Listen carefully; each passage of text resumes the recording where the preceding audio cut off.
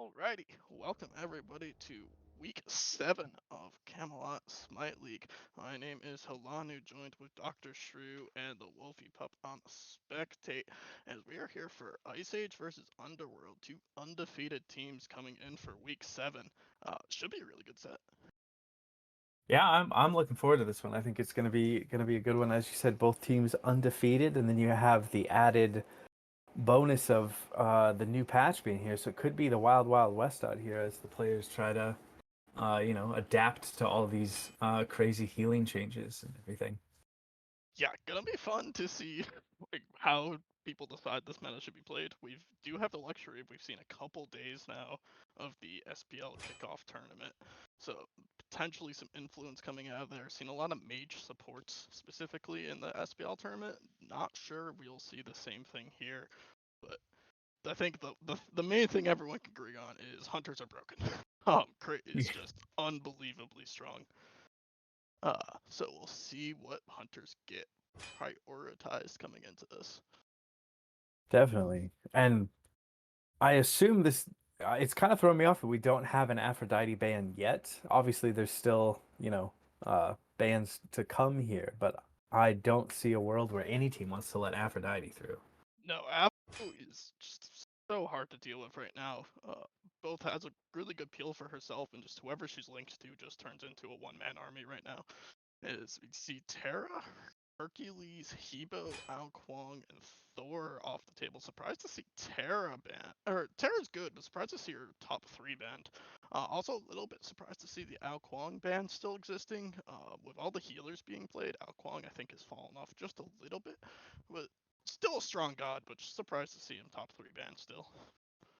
It could be that Raptor is pretty comfortable. Both I know Raptor's comfortable on that Thor, and so he could be comfortable on the Aokong as well. And they're just wanting to make sure he doesn't have that in the pool. And we do get the Aphrodite ban coming through, which I'm glad because, as you said, it's just so hard. Whoever she applies that kiss to just basically becomes a tank that has built full damage, and it's good that they got rid of that. Yeah, so notably getting through here, both Yamoja and Hell have gotten through, along with the Najah and Mercury. Hell. Really high at least. We do see the Hell first pick coming through. Not surprised. She's, in my opinion, better in support right now, but is absolutely still a potent mid laner as well. So interesting to see where they decide to take her. And there's the Yamoja at the same time on the other side for Underworld. So both of those picks that you mentioned slipping through the bands, they do get locked in here in our first 3. Yamoja definitely a strong pickup in that support role that's going to give Underworld a good start in their duo lane. Yeah, Yamoja also the most played support by both of these teams, so it was honestly a touch surprise not to see her taken first overall, but hell, probably just a bit too strong. Kind of okay with giving up that Yamoja. Cleo come through as well, nothing surprising there. Cleo's, she did get a little bit of a nerf with that Bluestone nerf coming through, but still, so much damage late game from that character. Cerberus Ishtar getting hovered here. The Cerb gets locked in. Cerberus. I like the Cerberus. Ishtar. The innate anti-heal in the kit does help with some of the things that Yamoja likes to do. Not to mention the ultimate being so good at initiating and setting up for fights, and then Ishtar just one of those super strong hunters that can build crit right now and carry a lobby. Absolutely, especially like seeing Ishtar picked up. I think Ishtar is getting close to Odin. her like must pick must ban territory. She is really strong with the build that's out there right now. Cerberus, I'm hoping is for the solo lane. We have seen a little bit of Cerberus support coming out a little bit. I still don't think he's a very good support. I think his solo lane feels just fine. That passive obviously very good into Yamoja, can get out of Odin Cage and provide some initiation if that is the Hell support that doesn't really have initiation on her own.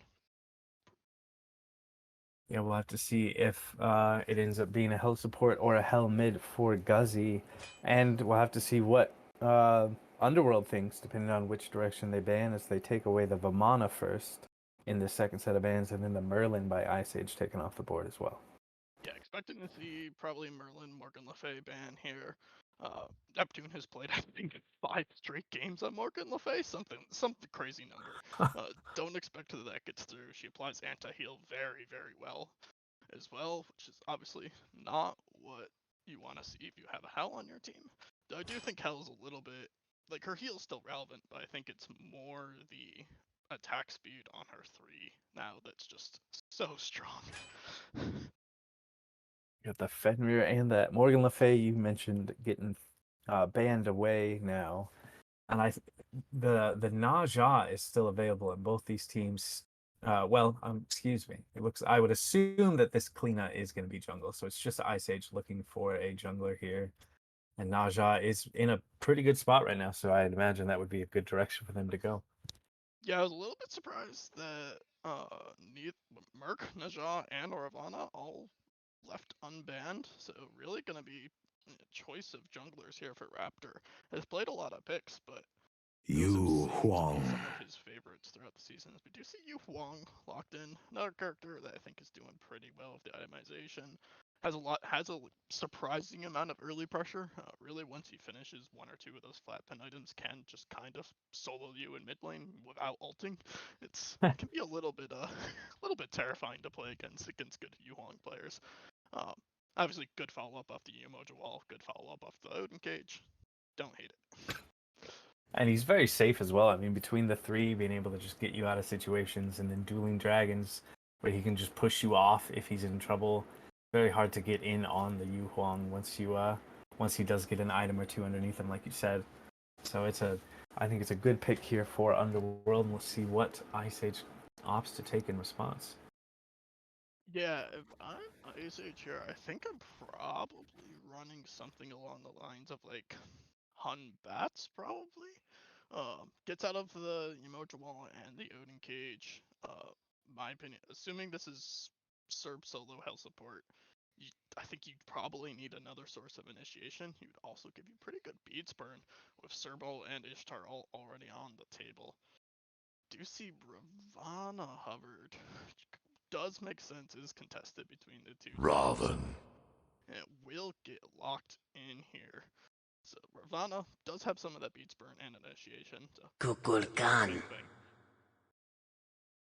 And we got the Cuckoo locked in for Guzzy there in mid lane. Looks like it is going to be the health support, like you guessed it would be. I know that Guzzy is comfortable on this pick out of the Cuckoo, and has looked good on it last week. So I expect him to bring that same pressure. His Spirit of the 9 wins last week were always on target during objective fights, and that's going to be a big plus for the Ice Age as they start to group up for the bigger objectives on the map. Yeah, Cuckoo the ult, he should have a pretty good time hitting ults this game. Ult off Ravana 3 and his Serb ult should be pretty guaranteed. I'm a little bit concerned that Hellsport, great. She doesn't have a ton of peel in her kit. She's more utility and healing than actual Kernanos. We do see the Cernanos locked in for the ADC here. Little surprised to see Cern over Rama, but does have some more beats burn on his own, does have some CC, which the draft of Underworld here is a little bit CC light, so maybe choosing the Cern to try and make up for that. He can still build crit. Might not be able to utilize it quite as well as someone like Rama, but can still definitely go down that build path, and then, as you said, bring that extra CC and initiation that he has between his ult and his 2, I believe, is the Bramble patch. Yes, Bramble Blast, I believe, but regardless, yeah, does have a fair amount of CC. They do have 2 good lockdowns from the backline off of Umoja 3. Umoja 3 into a Yuhong root or a cripple from the Cernanos. Should force beats just about every time. Could potentially even be scary for the front line here, especially the Hell. Takes a little bit for her to actually get tanky. There's a bunch of different builds going around for these kind of mage supports. I think especially Hell really likes that Lemnos mask, but wouldn't be too surprised if it's the Sentinels coming out instead. Is a little bit tankier earlier, which sometimes can be useful for these mage supports that are a little bit susceptible. Yeah, we'll have to see what path ends up going down. I know that certain SPL supports have been enjoying that Lono's Mask on the mage supports. I saw PBM playing it with the Baron earlier today, so it's definitely a good pickup if that's the direction that Arc decides he wants to go. Yeah, I believe PBM's played like nothing besides mage support this tournament, which has been kind of fun to watch. Been really enjoying. He's played the Baron, he's played the Hell. I believe he's gotten a couple Nox games in as well, which is a little surprised Oh, to see wow. Nox coming back. Yeah, Yeah. I believe it was PBM. I know I've seen a Nox support in the SPL tourney this weekend. I haven't had a chance to watch the tourney much this weekend, so I'm gonna have to go back and watch the VODs if we get Nox support. Yeah, it's something that a couple of the pros have always really liked. It's a pick that PBM's liked a lot. Wrong U has run it a lot of times. I don't remember if it was him that was actually playing it earlier, but something that we have seen, and I guess the pros have decided that it's good enough to bring back out. I feel like a lot of that is in response to it. Kind of feels like no matter what you play in support right now, you're just squishy late game. Once carries and mids kind of hit their starter, like their level 20 power spikes, it doesn't seem like it matters a whole lot what you build as a support. So picking some of those mages, some of those healers that have some utility outside of just being tanky, I think might be the idea there behind why you've seen so many mage supports. That Does makes look like sense. we're paused here. Yeah, it seems like it. Assume teams are just trying to make sure everything is good and ready to go before we get started in on this game. I'm interested to see how this solo lane matchup takes place here today. I know Jaeger has been just looking unstoppable the past few weeks that he's been playing. He's even pulled into a Merlin game where he still looked like he was just in his element. So seeing him on this Cerberus here, I'm interested to see how the matchup is against Tyrant's Odin. Is there a in the Serb Odin matchup? Is there any way you're leaning in that one? The pressure should go towards the Odin in this lane.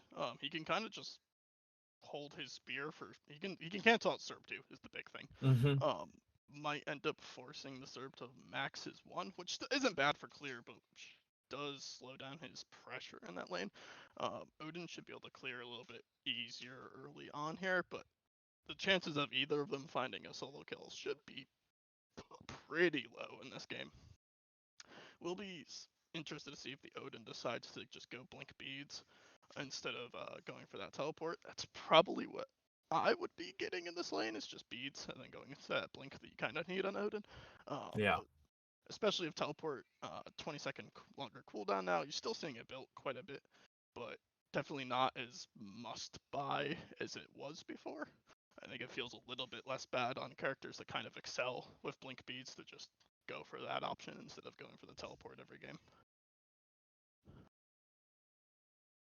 And then in the mid lane between Cuckoo and Yu Huang, I have to imagine that the pressure would go Neptune's way. At least in terms of kills, Cuckoo able to clear the wave so easily with his whirlwind. But until you get some items online, at least to me, Yu Huang has a better chance of getting a kill in that 2v2 in mid. Yeah, the actual fight from Yu Huang is much better. The Cuckoo's clear, doesn't really get out cleared by anybody. Farms camps very quickly. Both of his clear abilities are on pretty low cooldown. So expect to see the Cuckoo just kind of power farming, especially with the mid camps now having that one less harpy. Feels a lot. It's a lot easier for mid laners to actually clear that camp on their own, which is something I'm happy about as a mid Yeah. laner. Because the 3 harpies, they kind of hurt, and they still hurt, but a third less. So keep Yeah, the you feel tornadoes like you to can take care do of it this. without dying before you get to like level 12. I always struggled with those harpies by myself as a mid laner as well. Yeah, It's the curious to see what starts we see coming out. With some of the XP values being changed, I've seen a couple different starts coming out in the SPL tourney. Does look like the Cuckoo's gonna do kind of the correct start right now, which is mid and solo pull speed, blue, and XP. Ravana's gonna solo that left speed and then walk over to reds. solo the minis on red, and then Cuckoo will join in for the rest of red. It gets everyone on your right side of the map level 2. And duo lane is kind of the thing duo lane's been doing for a while. However you decide to pull those 3 buffs. Not want to tell the ward. I like it. You know, she's tanky or she's not tanky early, excuse me. Don't let her get that ward for free. I like it. Yeah, definitely. Do you see that Art decided to go with that Lono's mask? So not opting for the Sentinel is going to be a different start, but one that I like. I like Protector's masks. Does that evolve into Lono's mask? Am I just having a brain fart right now? Okay. Yeah. Okay. The evolved, the upgrade is Lono's. Alright. It is what you think it is. Yeah, I think that is just, as long as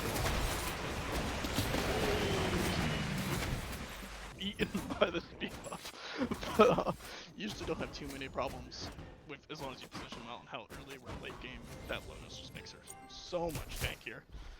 Do you see the start? I don't think he hits level 2 unless he solos. Oh, he does. Never mind. So, rough hits to you. Everyone's happy. It looks like it was kind of the old start. Oh no. Pretty much everyone's getting to level 2. Do you see Cleo go back for that speed? Does look like Raptors are kind of hanging out mid. Which is not my favorite. I think, in my opinion, the point of that start is it frees up your jungler to go gain side lanes. Now, after this Ravana does, he doesn't have a second speed. Very true. Some poke there onto Neptune's Yuvong, but nothing worrisome at all. But it does free up Epic to come over here to the dual lane. That initial card just off the mark. Everyone should be a-okay here. Hell just gonna sustain and sustain the gift card. Getting mana back on that late stance one makes it sustain lane ever on this character. Feels really good long term, but doesn't look like CERN able to dash in there.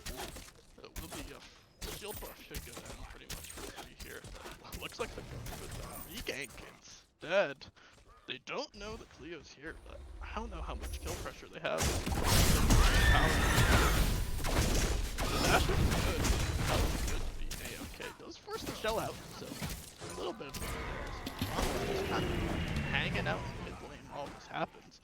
Fortunately, not really contesting anything or putting too much pressure onto Neptune. Is forcing him onto the tower. Neptune's solo in wave, so I don't think he really cared.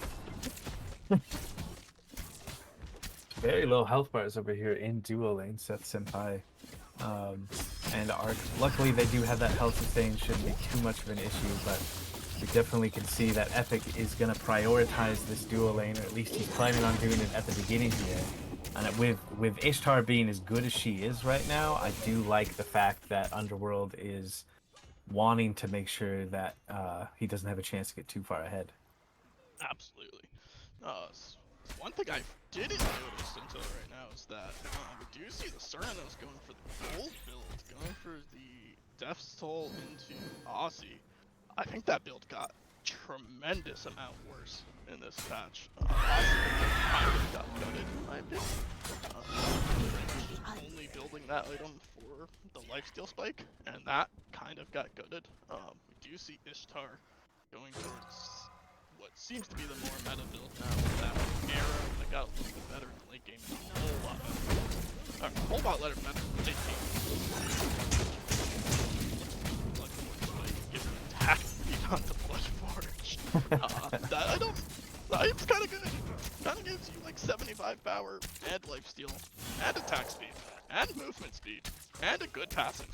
So, yeah, pretty much everything you'd want if you were an ADC.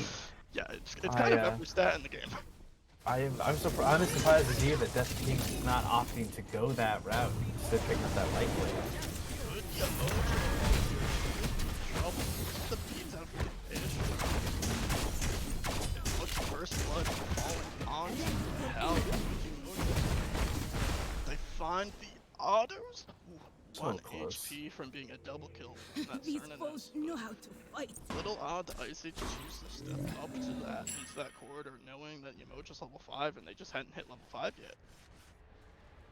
Yeah, it was both dual lane ults used very well there to make sure that those kills came through, even managing to get the beads off of Seth, who did live, but now is going to be in a much more vulnerable position without those beads for the next 130 seconds. Good news is that Kalina does not care whether, like, it doesn't matter to her whether she doesn't burn True. beads. Oh, so at least it's, not a Ravana, coming to gank you without beads, but it could be a little concern all for the occasions a little bit like that happen.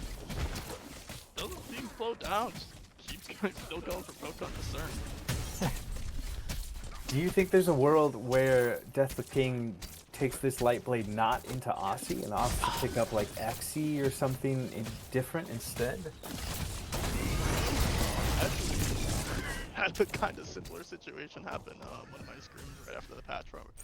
My ADC didn't realize how much they nerfed Aussie, and I think he did just end up straight getting into an Xe and then going blood for it. Definitely isn't ideal, but I think probably better than holding Aussie right now. Yeah, I would agree. Do not think that particularly unfortunately. But do you see Zio coming over, making sure that Queen's gonna give us a blue buff? Does have that show, sorry, and the Bluestone. A little surprised to see Bluestone, and even more surprised to see Vamp Shroud on the surface. Both items not seeing a ton of them.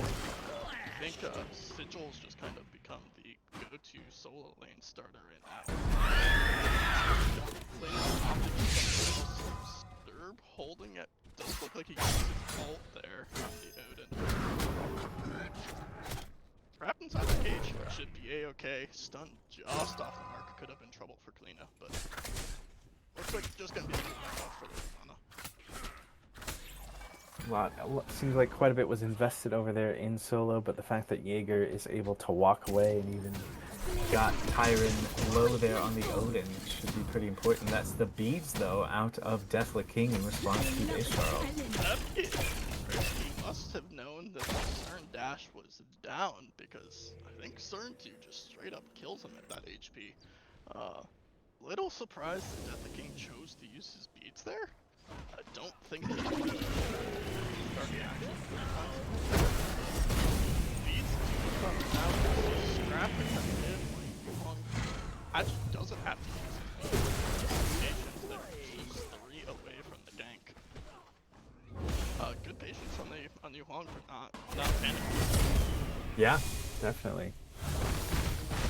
Little build update on what Death the King is going for. He does pick up Aussie and then grabs another Lightblade Staying in that tree, so something.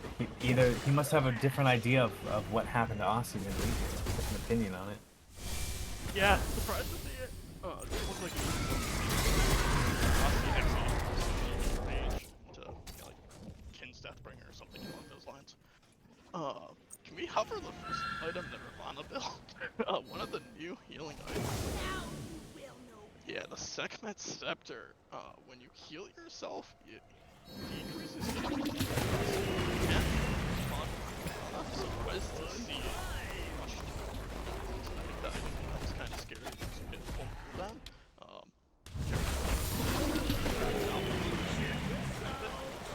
A little surprised to see it come out first, but the base stats on it definitely aren't bad. Do see the little bit more traditional Jotuns coming out from Kalina, which hit a little bit harder. Really good triple from the start. Stop the dash from Hanford. Catching the dash from mid-air there. I think I agree with you that I feel like the Jotuns probably would have been better for Raptor this early, and just picking up that scepter a little bit later, but it will help him as a fight. Big fight in mid.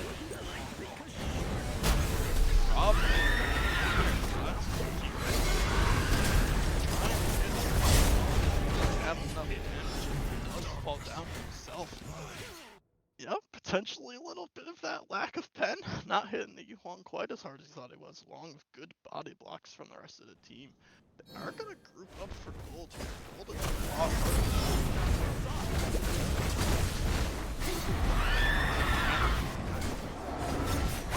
style doesn't. I see it. Get your test.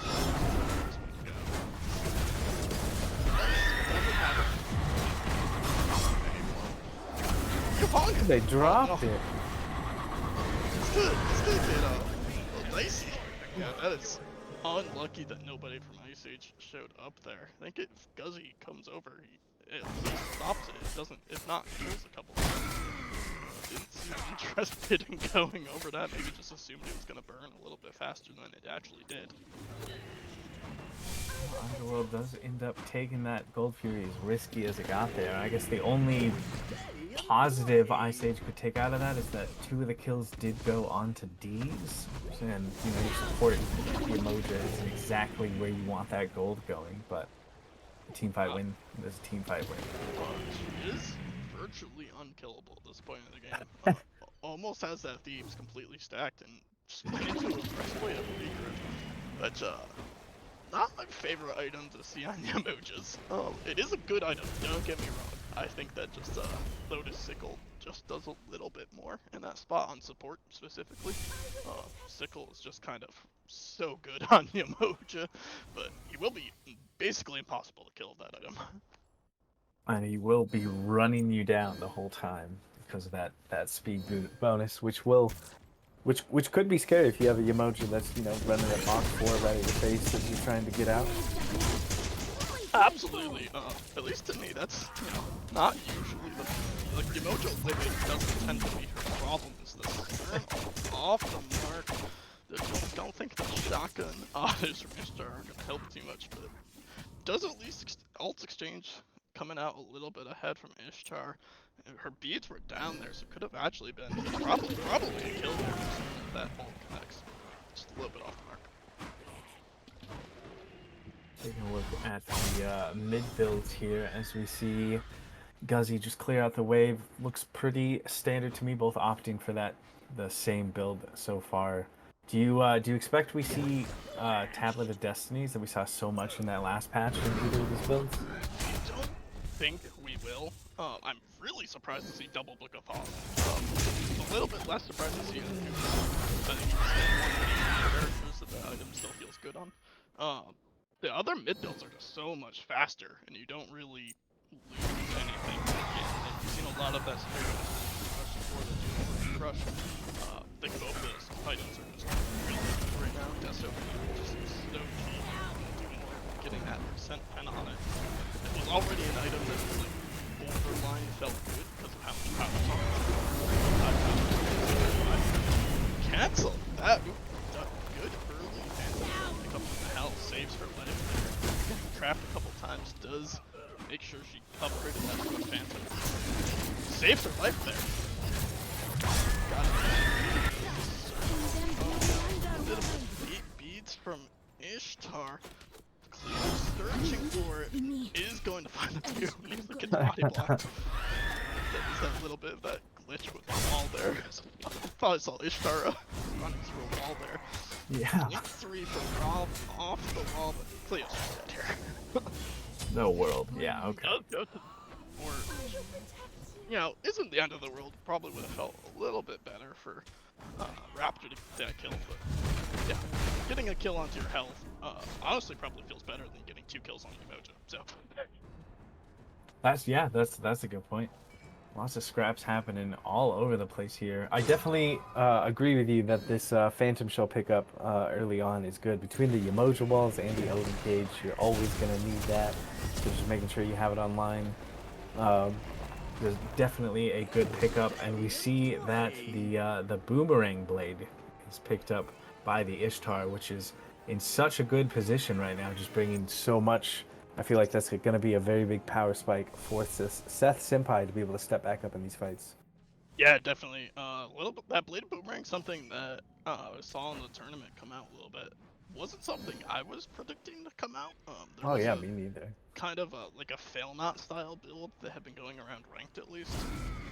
That doesn't seem to be as popular in the SPL. There has been a lot of that boomerang. I assume going into Demon Blades, then usually just like Kin's Death, or you can just go like Kin's Dominance, and then this Ornate Arrow had max stack that was 35% pen on its own, so you almost don't need Rage anymore, which frees up the ADC builds quite a bit. Yeah, not having to worry about getting that online early so you can start stacking it is a definite boon to all the physical ADCs. Looks like Death the King is just going full pen build here. Aussie into Xe and picking up another Light Blade, which means he's got to be going into Chin Size. Yeah, a little surprised to see that style build. I think Crit's just really good right now, especially into a Hell that's never going to be exceptionally tanky. And it's just, yeah, she'll be tanky. It's Hell. Neptune. On. Phantom Shell forced out again for your ult. That you want so good. He really has, making the Book of Thoth Divine Rune start seem like it's still just as good as it was before. Looks like they're gonna try and force down the goals here. Is on the side. He does all came scary.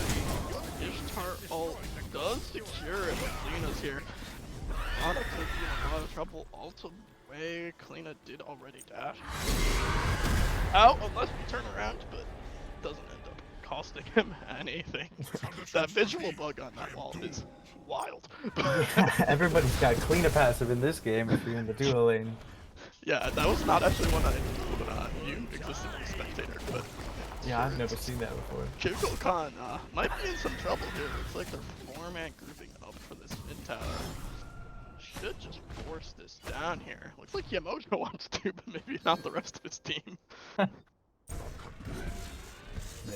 They did decide to back up. It looks like Jaeger is getting the slight advantage here in the solo lane as well. We haven't really been talking about solo lane too much. Not a whole lot has been happening. No solo kills, as we had talked about before the game started. But I might have just jinxed Jaeger. Jaeger is just 1v3 again coming out.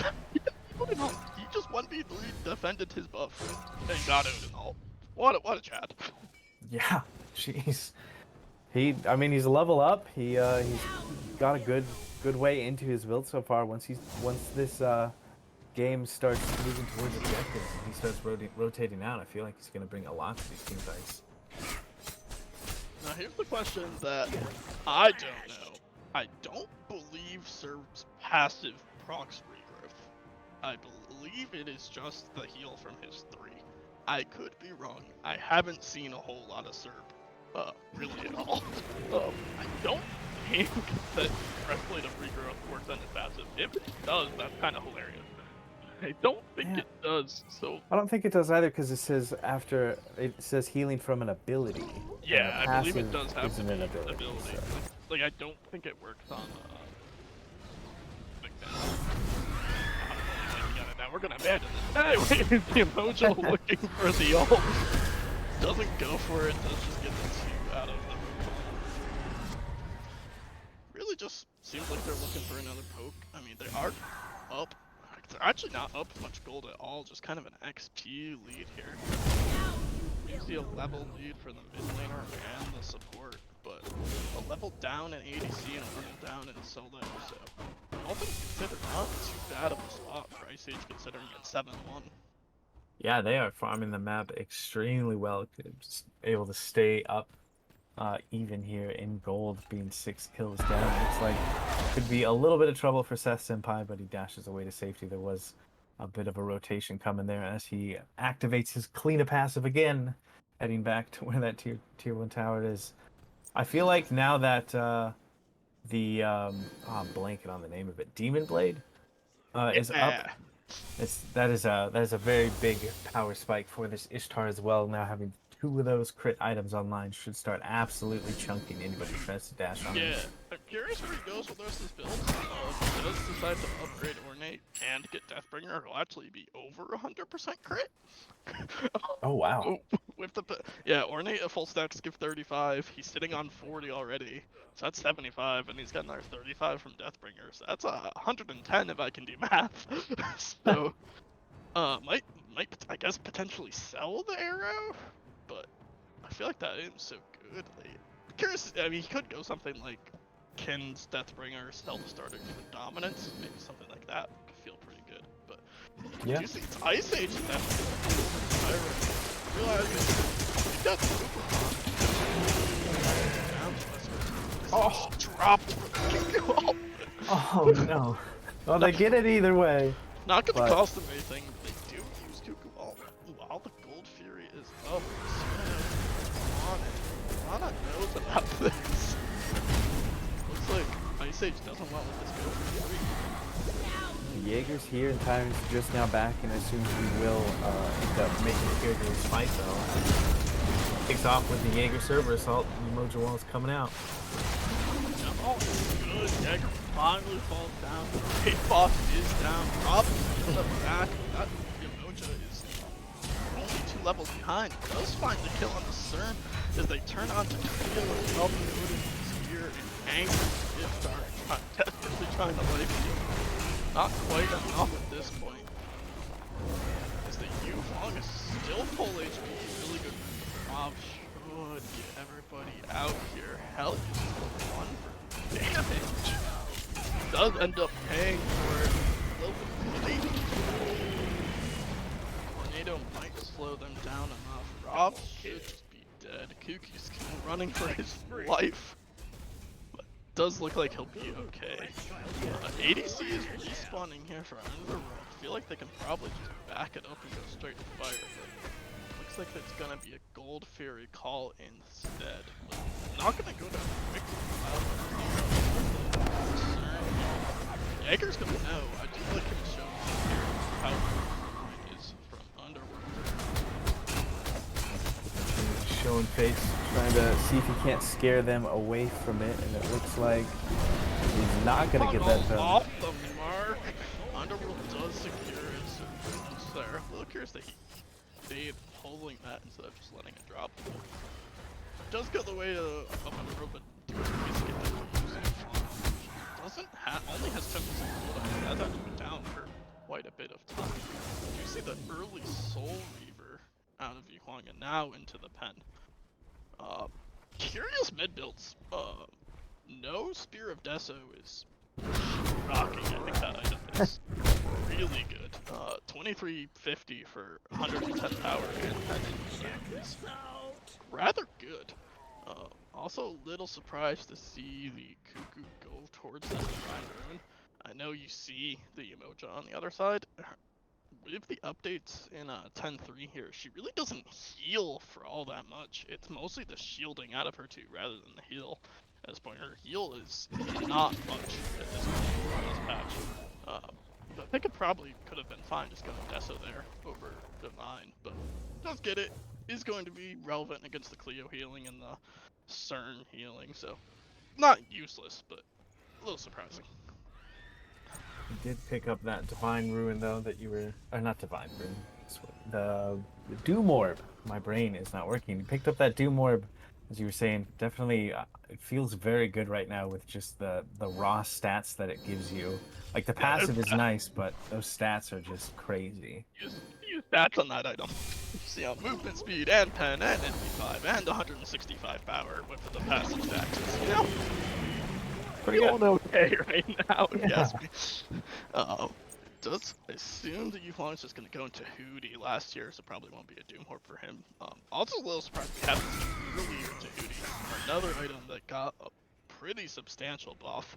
It's just 150 power and the passive activates at 60% now. So if you're under 60% and a Kukulkan one hits you or Yuhuang one hits you, you're probably dying with Tahuti passive. It's really strong. Yeah, I definitely agree with that. I've always liked Rada Tahuti just because of the passive regardless, and then now that it has all of that extra, It just feels so good right now in this current patch. Pyromancer does go the way of Underworld though, but the fight is just beginning. No, now another Yuhuang long ult that hits the target is indeed the target. Oh! Bad! Cuckoo Con. Somebody's gotta find this cleaner. Oh, she does blink out, so she should be okay. Ice Age realizing that how much damage that Cuckoo Con ult is. Picks up Raptor. Unfortunately, even with that huge Cuckoo ult, doesn't look like they're gonna be able to find too much. Guzzy does find one more. Does look like Tornado maybe killed somebody. They pick up the fire time, yet all of them right face. This card does have that group. I mean, that was all off the back of Guzzy's Spirit of the Nine Winds. I'm pretty sure that hit at least 4 members, if not all 5, and just demolished their health bars. And they get a Fire Giant basically for free off the back of it. Yeah, that was a massive Cuckoo Con ult. I'd asked the captains beforehand kind of what have been because I know these teams have scrimmed each other a lot. I asked them what had been prioritized, and the god that came up the most was this Cuckoo Con. Not something that we've seen a whole lot in SPL or in the other Camelot leagues, but these two teams seem to prioritize it really heavily. I think we might have just seen why. Yeah. I mean, if Guzzy can just keep hitting ults like that, I don't know why you'd ever want him to have a different pick. Absolutely. Do you see the Deathbringer come out for that Ishtar? So she is swinging right now. Would like to see these carries up. They both backliners are in good situations to go shell, which I don't hate. Does mean that, you know, you want ults a little bit scary. I'd like to see them get up in this bar, especially as the big circle. Back is on this Ishtar. Clean ult first down. Ishtar. Ramana stuck, but another big Cuckoo ult. That one not doing quite as much. Now this Cuckoo's like in trouble. Does pick up Death the King. Looks like a beautiful Yoda. He's gonna kill that Cuckoo. The damage still coming down here. Hell looks like she's in trouble as the Cleanup.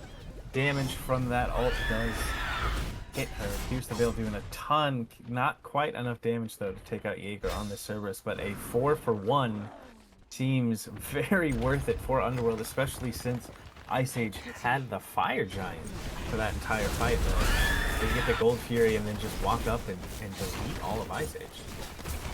Yeah, really good fight. I think the Kalina just did a ton of work in the backline there, deleting the Ishtar before she could really do a whole lot. Do you see the damage numbers coming out here? Yeah. Do you see the mid laners up top? That is Kalina just behind. Ravana hasn't been able to find quite as much impact in this game, both in KDA and in damage. A little bit surprised that neither Hunter's higher than that. I guess they haven't had a whole lot of opportunities to get involved in fights quite yet. Oh, yeah, I imagine those numbers will definitely turn around once we start getting into siege territory. Both of these hunters should be start slapping out the damage, especially Ishtar with this crit build now fully online. Got jumped by Epic there and didn't really have a chance to impact that fight too much. But these, I gotta say, the Yemoja walls out of these have been on point almost every single time, trapping them in there. Absolutely. Also really like where Deez is going with his build with Spirit Road, which is kind of, you know, staple of the support in the solo lane builds right now. But going into that Rod of Asclepius that just got buffed, that item just 30% flat heal numbers. It's really good. I'm a little surprised that Hal hasn't been there. Like to see it.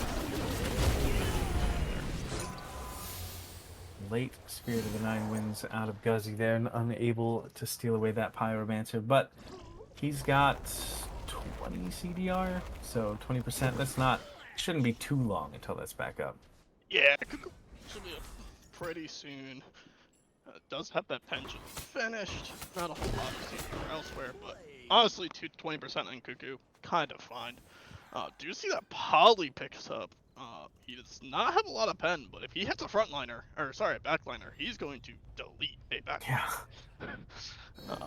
Do like that's kind of like that style build, especially if he just ends up going to Hootie here. Last item, Tahuti or Obshard, both will severely boost that damage.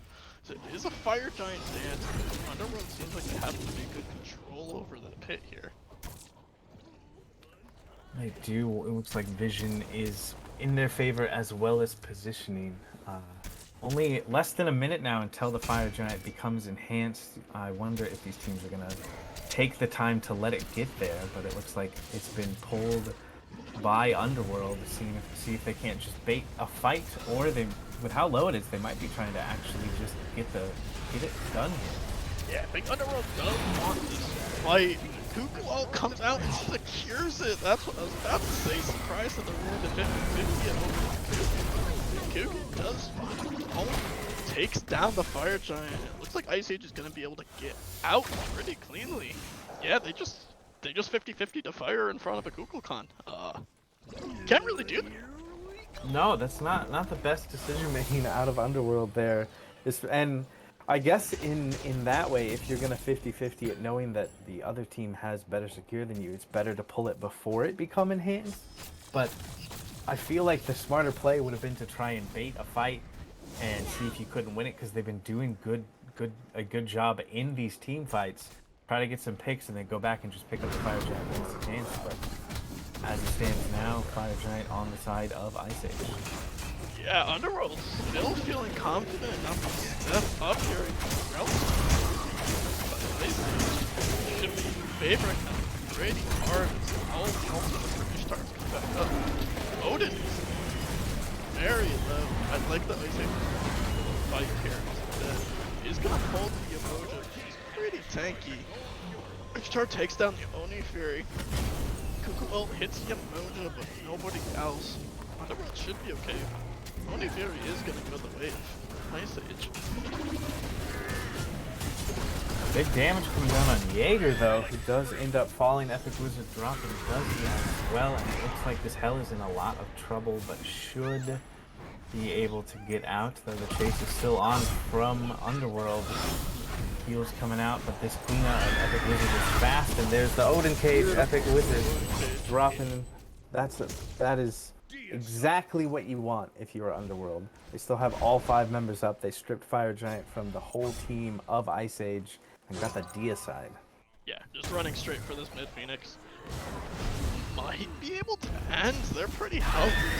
So doesn't have crit, as you mentioned. It's gonna make this a little bit harder. But that Emoja ult to me means they're trying to end the game. Use your Emoja ult. Looks like they are gonna walk in here. Oh yeah, they got one damage. It's so hard. 8 seconds. Build the Kukulkan up. He is not going to respawn. Underworld wins what kill-wise was a very not close game, but in the actual game, really pretty close. I feel like there was a lot of moments where I thought Ice Age was like in the driving seat of this game, but it's just not working out. They were the ones that got Fire Giant a couple times. Yeah, they stole a fire 2 minutes before the end of the game. Yeah, just not working out in their favor in the team fights. The Yemoja play out of D's was just very, very impressive to watch. Always on point with the Riptides, knocking people back to make sure that kills got secured, and those walls were just so oppressive. I definitely feel like he set up so much for Underworld that game. Yeah, the Emoja felt very oppressive. Think that Ravana didn't quite find what they wanted it to find. Seems like Raptor is having a little bit of trouble that game. Along with the Kleena, Kleena's always going to do so much damage. It's pretty much impossible for her not to. Probably Underworld's gonna look at, Ice Age gonna look at changing up that Kleena, or where it's picking it, banning it. Probably got to do something about that pick. Yeah, I agree, and I feel like You got to do something about the Yemoja as well, whether you're picking Yeah. up for yourself or just make sure it's not in Deez's hand, because he looked like he was very comfortable on that pick. Yeah, we did see as the Hell prioritized over the Emoja, but would probably think that will change for game 2. That whichever team gets first pick, I imagine, will be aiming for Emoja and probably expecting to see it banned on the other side. But we'll have to wait for game 2 and see what these teams decide. We're gonna hop to a quick break, and we'll be right back with game 2.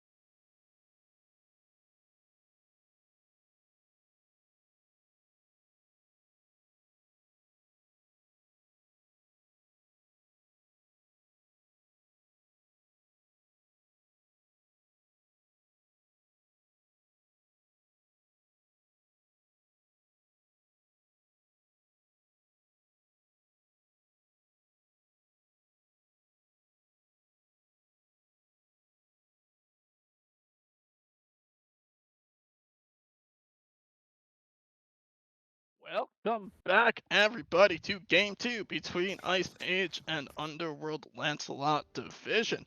My name is Halanu, joined by Dr. Shrew and our lovely spectator, the Wolfie Pup. Did see Underworld take an early 1-0 lead in this set. Are you expecting this to be a 2-0, Shrew? Or are you expecting we see a Game 3 come out of this set? I think this is going to go game 3. I feel like Ice Age had a lot of moments where they were in control in game number 1, and I imagine they'll be able to hopefully rectify some of the mistakes that led to them losing that first game. So I think this will go to game 3 and we'll get a good set out of this. I agree. I've also been told by these captains that every time they scrim, it goes to 3. So if that holds true, we're getting the game 3 here. We do see the Thor, Afro, Colin, Terra, Kleena, and Yamoja banned out. I think most notably, Ice Age do not want to deal with that Kleena or the Yamoja again. Like that decision. Yeah, I agree. I feel like the two of them, Both D's and Wizard just looked phenomenal on those picks. Is the Hercules ban? Am I missing something? Or Hercules first pick? Am I missing something? Or is Hercules Ganesh. like in a really good spot right now to deserve a first Ao pick? Kwang. He's very good. I don't know if I would top pick him overall. He is very good. Don't get me wrong. Yeah. I just feel like there's so many picks out there still that to first pick over a Hercules, but Yeah, a lot of times when you see Herc picked, the response is just Guan because they not do similar things, but both, in my opinion, they're probably the two best solo laners right now. So a little surprised to see the Hercules prioritized that high when Guan is still open, but do see him picked up alongside. And then we see the Ganesha and Ao Kwang. Ao Kwang was banned away game 1. I was kind of questioning whether it needed to be. Ice Age apparently thinks it needed to be, and go ahead and snap that up for Raptor. they do. I mean, I think Raptor must just be Morgan very Le comfortable Fay. on it, and then pairing it with the Ganesh is a lot of lockdown to kind of give Raptor some time to work. Ishtar. Get that execute off between the silence and the root that Ganesh can bring. So they might be able to combo that well. And then they add the Ishtar in. That's a really strong dual lane with the jungle that can come over and help out. Definitely. So we do see Sylvanas Morgan Le Fay come out here. I love Sylvanas being purchased. I think the itemization for him is great right now. He did get debatable size buff on his 2 now hits minions, but for only 25% damage, so it's not a lot, but his clear did get a little bit better. His clear is already obviously very good, but could help keep up with that Ishtar clear quite a bit. And then Morgan Le Fay picked up for Neptune. I think he had played this character like 5 games in a row or something before last game, so not surprised to see him prioritize this pick again.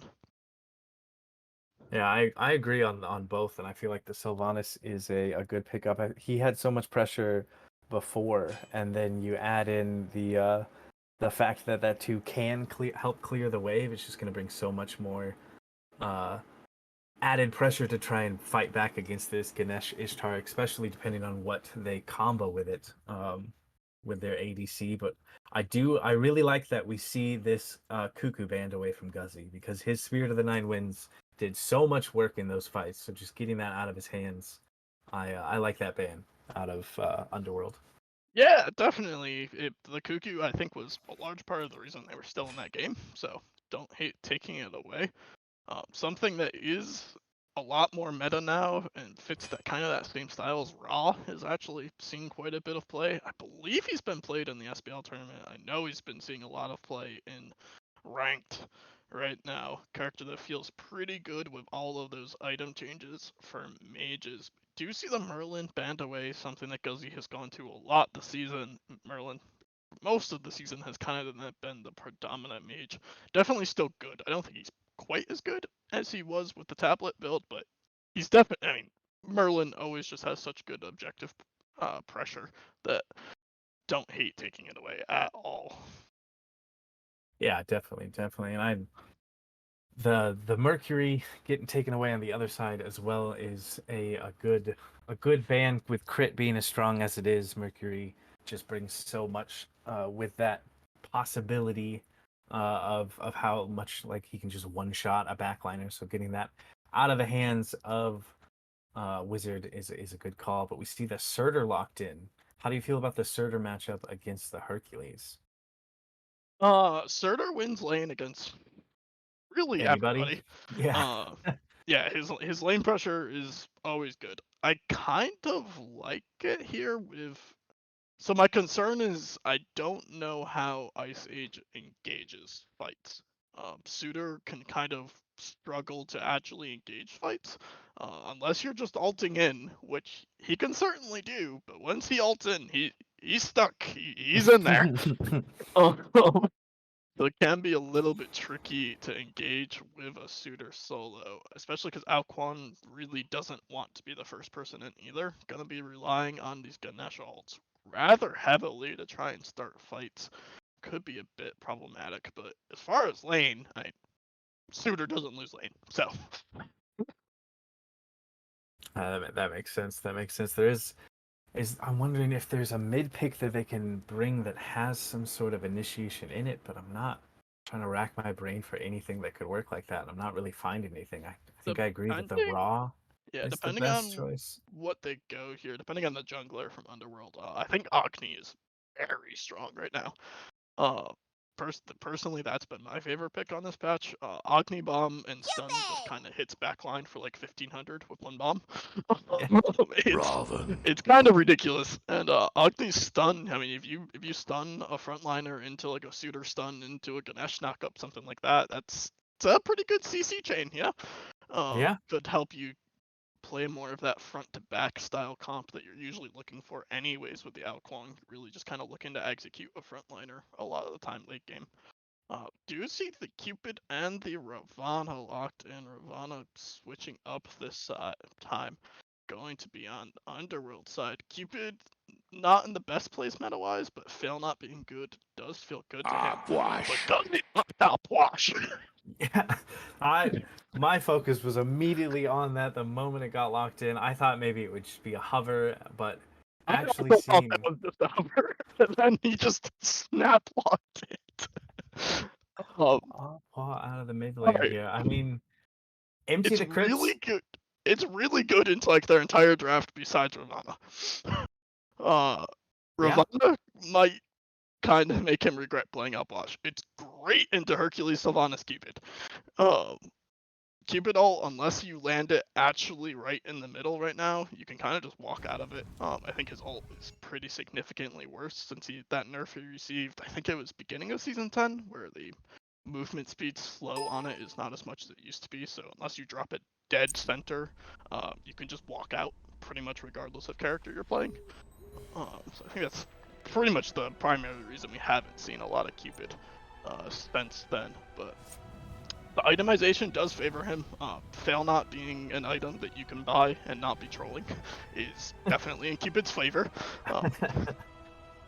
Ishtar also uses that item really well, so little surprised it didn't come out from the Ishtar either. There is kind of this like Bloodforged fail not like XE Deathbringer dominance into the Ornate Arrow style build that it hits really hard late game. It is a slow build, but it's kind of insane late. So might see something like that coming out from Seth Senpai on the Ishtar. But how can we not talk about Upwash? What else Yeah, do we focus on? Such an interesting pick that we just don't see a lot of. I like Aqua. I have not. I don't think I've played him this patch though. I don't know how the itemization really works for him, It's but I good. do agree that he does go well against a lot of this Underworld draft. Empty the Crypts having that 100% anti-heal on it's going to slow down what D's and Tyron are going to be able to do, and he just throws those corpses at you and your health bar disappears. Yeah, like, Sylvanas especially hates that character. He does not have a way to not get hit by Outwash combo. It's just not a choice. Like, you do obviously have to be careful of Sylvanas pull, but max range Sylvanas pull, yeah, pretty hard to hit. Not that it's possible, but yes. Dual lanes getting a little feisty earlier. Good hard bomb. Not gonna do anything, but mental, established dominance. Yeah. It looks like we do see Deathly King going for that that Aussie start again. I mean, they got really the win surprised. last game, so It did win. It did win. Still don't know if I like it, but it did win. So hey, if it's not broken, why fix it? Do you see Conduit Gem coming out for both mid laners? Not surprised to see it on Pwash. A little surprised to see it on Morgan Le Fay. I know some Morgan Le Fays like that item for the early pressure it can give you. A lot of Morgan Le Fays like to get really aggressive in that lane. On Pwash should be able to deal with it pretty well, just returning his own damage. But also a touch surprised to not see Pendulum on Apwash, just because he doesn't have a problem clearing. And you actually see Timeline Apwash. It might be the only mid laner that it's good on, but it lets him live for a really long time, which is kind of what you're trying to do as Apwash late. So interested to see where this all ends up going. I assume it's due more about first out of both mid laners, which don't hate at all. Like that a lot more than the Book of Thoth rushes that they both went last game. So could see some fireworks in the mid lane early with this build. So. yeah, I think they're both going to be very aggressive, and then adding in more so Epic on the Robin with some of the early pressure that he's going to be able to bring. It should be quite a fight over there. Wondering if Raptor's going to be able to make this Aquan work though, from but the Hercules. Jaeger, he does have pressure, but he didn't go beats. Just gets plucked under tower. And that is Hercules' entire game plan. He gets hit by it. A little unfortunate there for the suitor falling down, and Ishtar could be in a lot of trouble here as well. Will fall down. Fortunately, goes to the Sylvanas. But Ganesh might not be an either better. Good body block from the Ravana, hard bomb stun, and the pull. Alright, D's just another 2 early kills. Had 2 kills on the Mojo last game too early. Probably a touch unfortunate, but it is still a double kill in the duel lane. Can't be too upset. Morgan might be in trouble here. Good corpse explosion from really good knockup. Does the Ao Kwang have blink? He does not, but he does have speed buff. Speed buff is just better. Yeah. there's fights happening all over there. Every lane getting a kill there in the first 2 minutes of this game so far. Seeming like it should be a scrappy match between the two of them. I think we saw just a glimpse though of what Neptune is capable of doing on this Morgan Le Fay, just living for a very long time against Raptor, who admittedly was a level 3 Ao Kwang, but still you can definitely tell that he's comfortable on this pick, and I feel like once he gets some more levels of atomization on it, it's going to be something to keep an eye out. Yeah, just good wraparound against the Morgan Le Fay, that especially Neptune on this pick always plays it so aggressive. Hercules tries to defend his blue buff, had no mana, not much health, does simply get ran at. A little unfortunate. His body blocks are good on this. Ganesha does get his dash up. Auto's not quite enough. Good body blocks coming in from the Ishtar to save his support. There was a sprint popped as well, was it not? It was a sprint popped. I guess D's really wanted to get aggressive on this. Sylvanas choosing to go the sprint. Not a whole lot of sprint hard like ults that you can sprint away from, which is kind of generally when you see sprint. You actually see it against Cupid a fair amount, because you can just kind of sprint out of Cupid ult. But I guess just wanting to get aggressive in that lane, realizing playing Sylvanas probably have pressure. Can't hate on it too much. No, yeah, I definitely don't mind it. I feel like Sylvanas almost requires blink though, so I imagine we'll see sprint blink as the relic pickups for D kind of lock himself in there. Can she find it? Sure does. Does not miss a thing. Gets a solo kill onto the off. Looks like he's trying to greedy stay for his Doom Orb. The Heart Bomb is good shell, but this Ganesha should just be dead, and is. The blink from Rav does miss the ult, but Ao Kwang does at least ult blink out in exchange, so not a complete loss for the Ravana there. Lots of different ultimates and actives getting burned there. The Cupid ult was I think it was a good idea with the positioning of it, trying to make sure that the path forward was cut off from the Ganesh, so more of a zoning ult, as it didn't actually do any damage, but they do manage to get that kill there. And then the Raven ult committed as well, as you said. No ults left on the side of Underworld, giving Ice Age a little bit of a chance to breathe here as they find themselves 3 kills down 5 minutes into this game. No, I said both mid laners were gonna go do more. They're both going Chronos Pendant. Oh. Alright, I know my thoughts on this. Before I spread mid lane propaganda, I want to get your thoughts on Chronos Pendant. I like Chronos Pendant. I mean, just the amount of CDR it gives you feels really nice. And I like this kind of start on last patch as like the alternate to Book and Tablet, But I feel like Doomorb is just like the perfect stat stick right now, and to not rush it just feels a little strange. Agree. Really hate Chronos Pendant right now. Do not think that item has a place really at all. Think Doomorb into Deso is just better all the time. Outquawing. Might limp away here. Suitor's going back in for this Ravana. The stun missed it. The little minion, too much damage. Zerk now might be in trouble. He's level 6. Good push, good boulder. Oh, doesn't want to chase the outwash there. Maybe could have, does have movement speed from the Golden Blade, but chooses not to and should live? Keyword on should. Sylvanas, if he hits this pull, good pull, could be trouble. Nash chooses not to commit the Sylvanas ult. So should be okay over solo. Really scrappy game. Yeah, all over the place, just constant fighting, constant rotations, as it looks like the ADCs were scrapping at the same time, but the Sylvanas ult does come out. Yeah, it looks like alt sprints changed over on duo lane, coming out favoring the Ishtar, who has that CC immunity, forces the beads off of Cupid. Now a really good execute target for the Ao Kuang for the next 2 minutes here. Ishtar ult will be coming up before those beads, and with an Ao Kuang ult, shouldn't be a whole lot Cupid can do if he gets hit by that Ishtar ult. Hey, we did have a Doomorb rush on the Ao Kuang. Not where we were wanting it, but we did get it. I mean, I wanted it there too, so. Well, yeah. Yeah, we got one.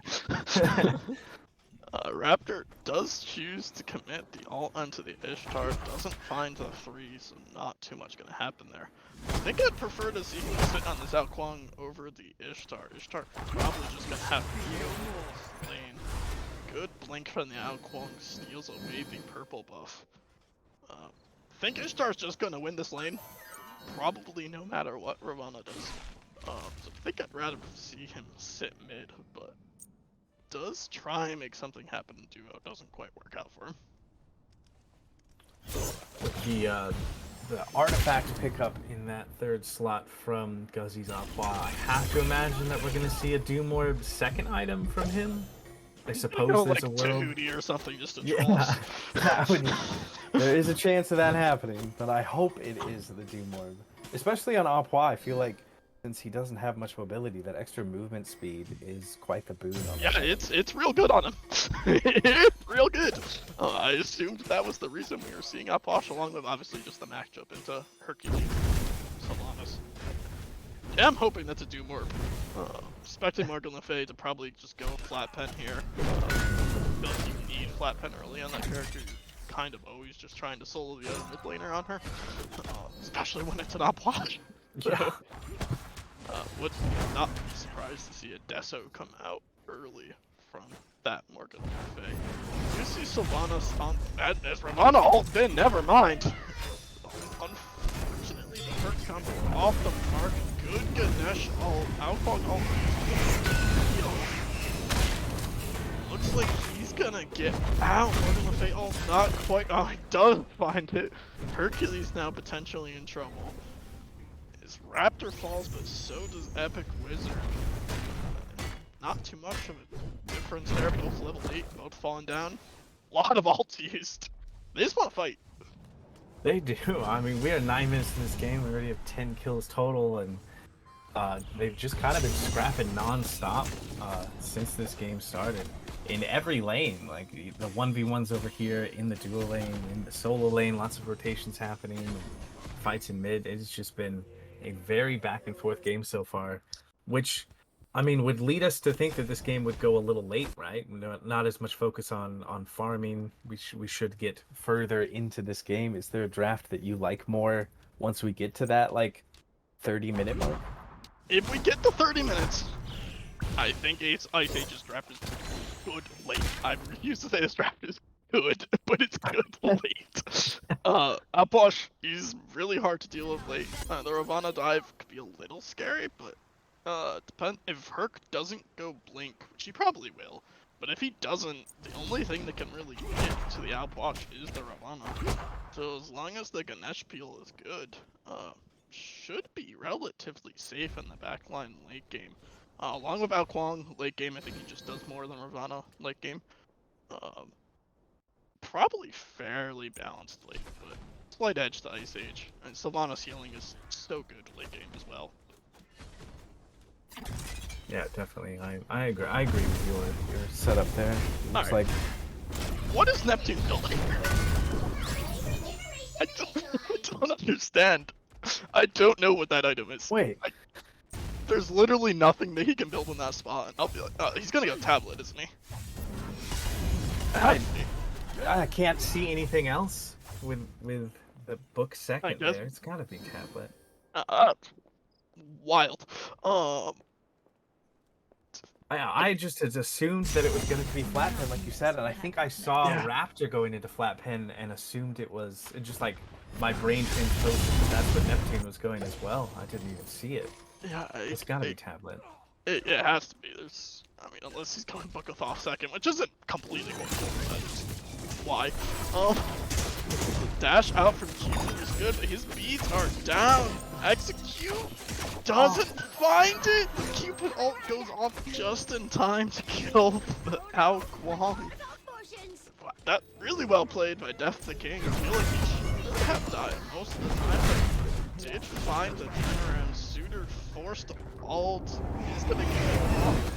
He's so low. No, not gonna commit to the dive.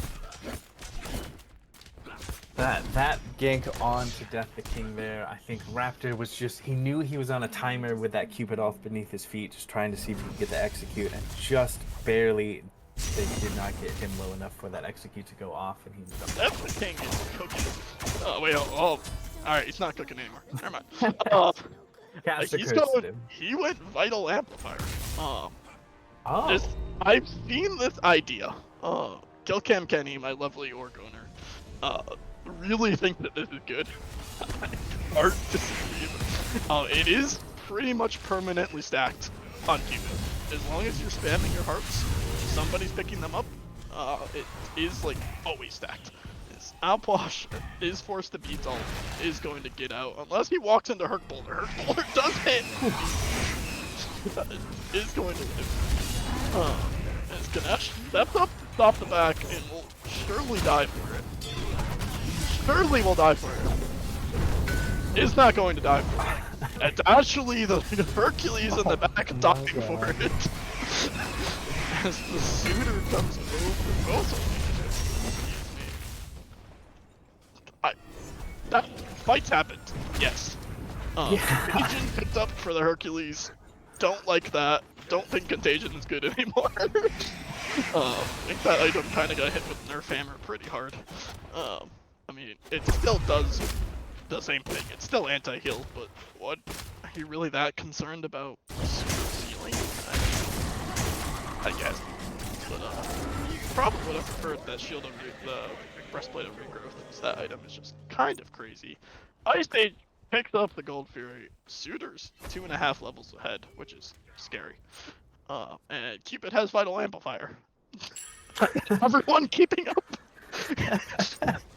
It was tablet picked up by Neptune as well, so they got that going for him. Vital Amplifier does give a lot of attack speed. It doesn't give pen.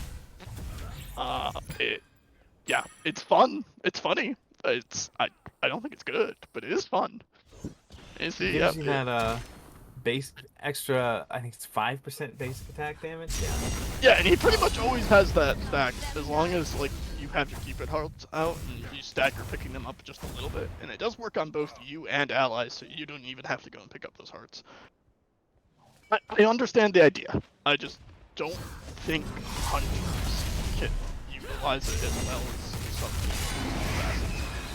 I think it's just a little bit inconsistent, and just some of the other hunter items are just a little bit better. But I understand the idea. Yeah, it seems like Death the King just is not on board with the crit meta that everybody else is. Get an ADC. Builds or characters, and, fair enough. They're undefeated so far. They're up a game in the set. Let the man. Yeah. A lot of trouble here for the Sylvanas, but the ult And the sprint do get him out of there safely. So much scrapping taking place in this game. I feel like we never had a chance to talk about anything as Pyromancers get pulled and secured by Ice Age, who now have a like a 3,000 gold lead here in this game. Yeah, game one I thought was, I don't want to say a better, but I guess I'd say a better played game in the sense of a little bit less just running at people, a little bit more objective play. I think Ice Age did a really good job in that game one of still getting their farm, even though they were getting out quite a bit. Seems like they just want to fight this game. It tends to be the style of the Lancelot division games just a little bit more, so maybe realizing that less fight-heavy style didn't work out for them game one, so let's just run it down in game two, because that's what's been working for him in this division. Did you see the gank onto the Ishtar? Great Ravana ult. One more auto will do it. Outlaw could be in trouble. Suitor has rotated way ahead of this Hercules, and he is level 15 and angry. He's just beating on this Ravana.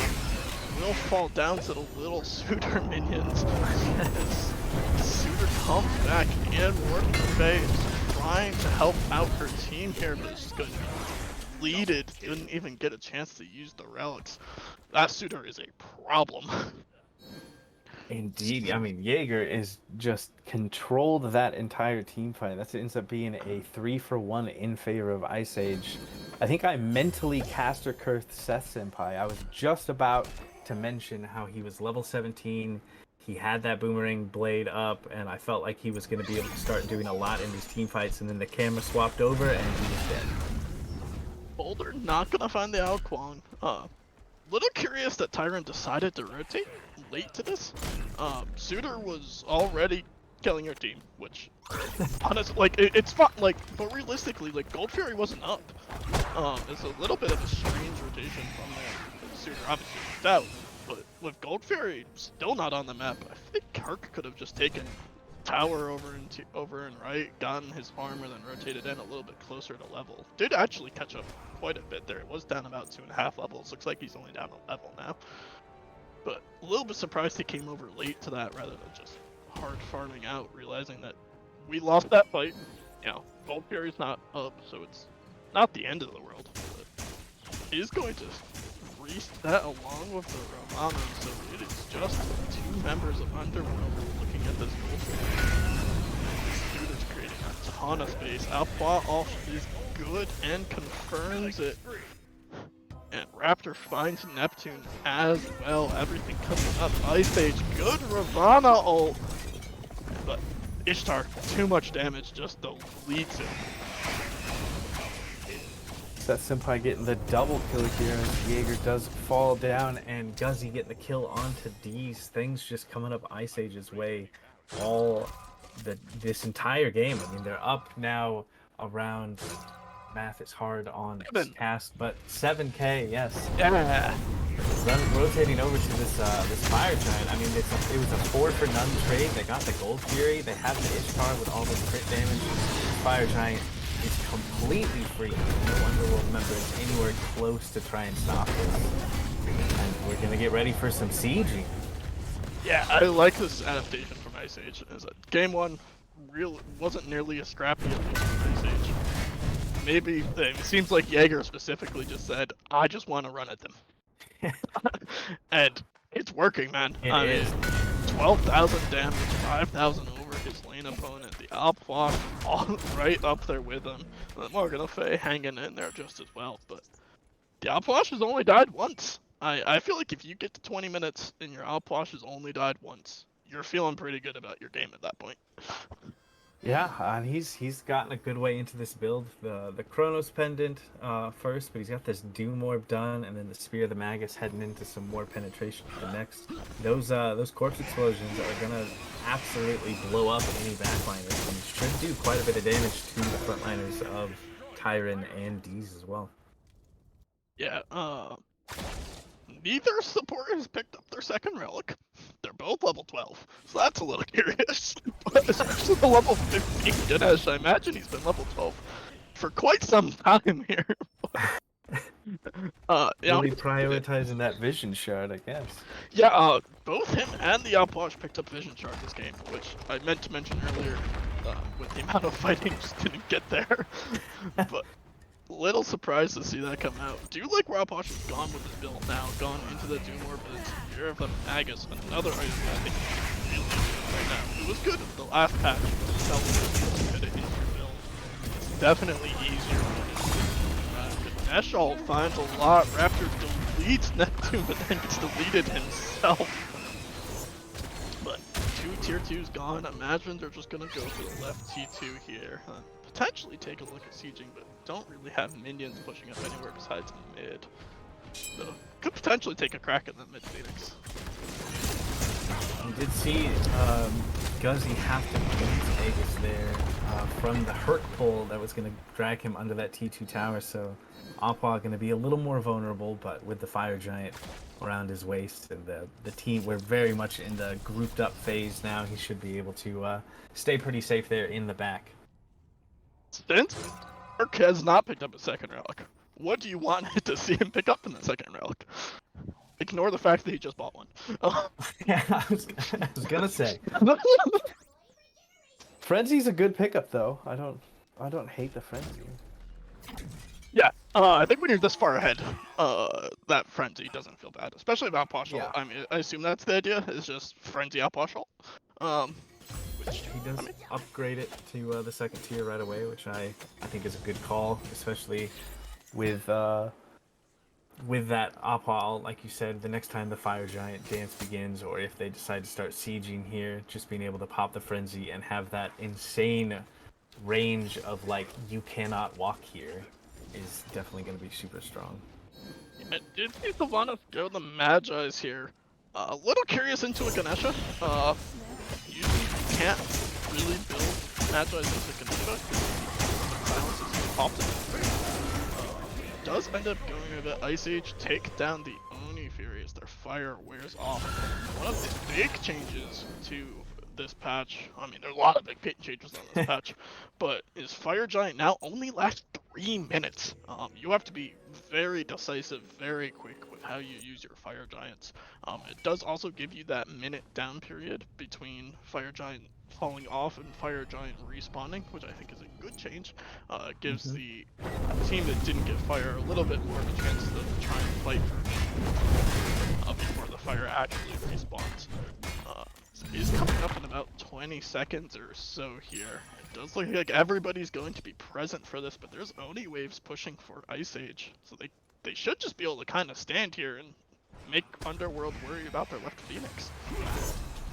Yeah, that's very true. They definitely have that advantage to be able to just try and stall out, keep the dance going for longer. I hope that is the plan that they have. Looks like that's what they're doing. Nobody in the Fire Giant pit at the moment, just kind of pushing these mid waves in for the time being. We see the Spear of Deso picked up for Guzzy on this Appa build. I like the Chronos Pendant, so I really like this mid build out of Guzzy overall. Yeah, it's not bad. I think Chronos Pendant on Alpwash is better than Chronos Pendant on Morgan Le Fay, put it that way. I think that him having cooldowns is very important to that character.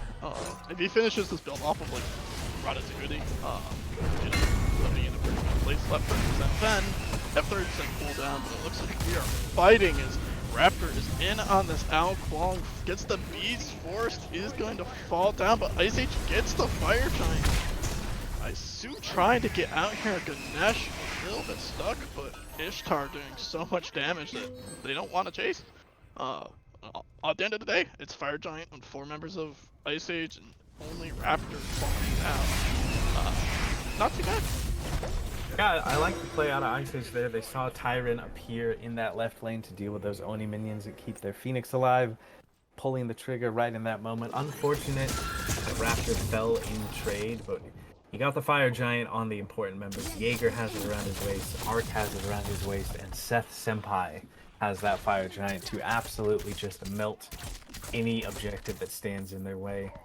As we get ready for some actual Phoenix sieging here, how do you like Underworld's defensive capabilities here on this siege?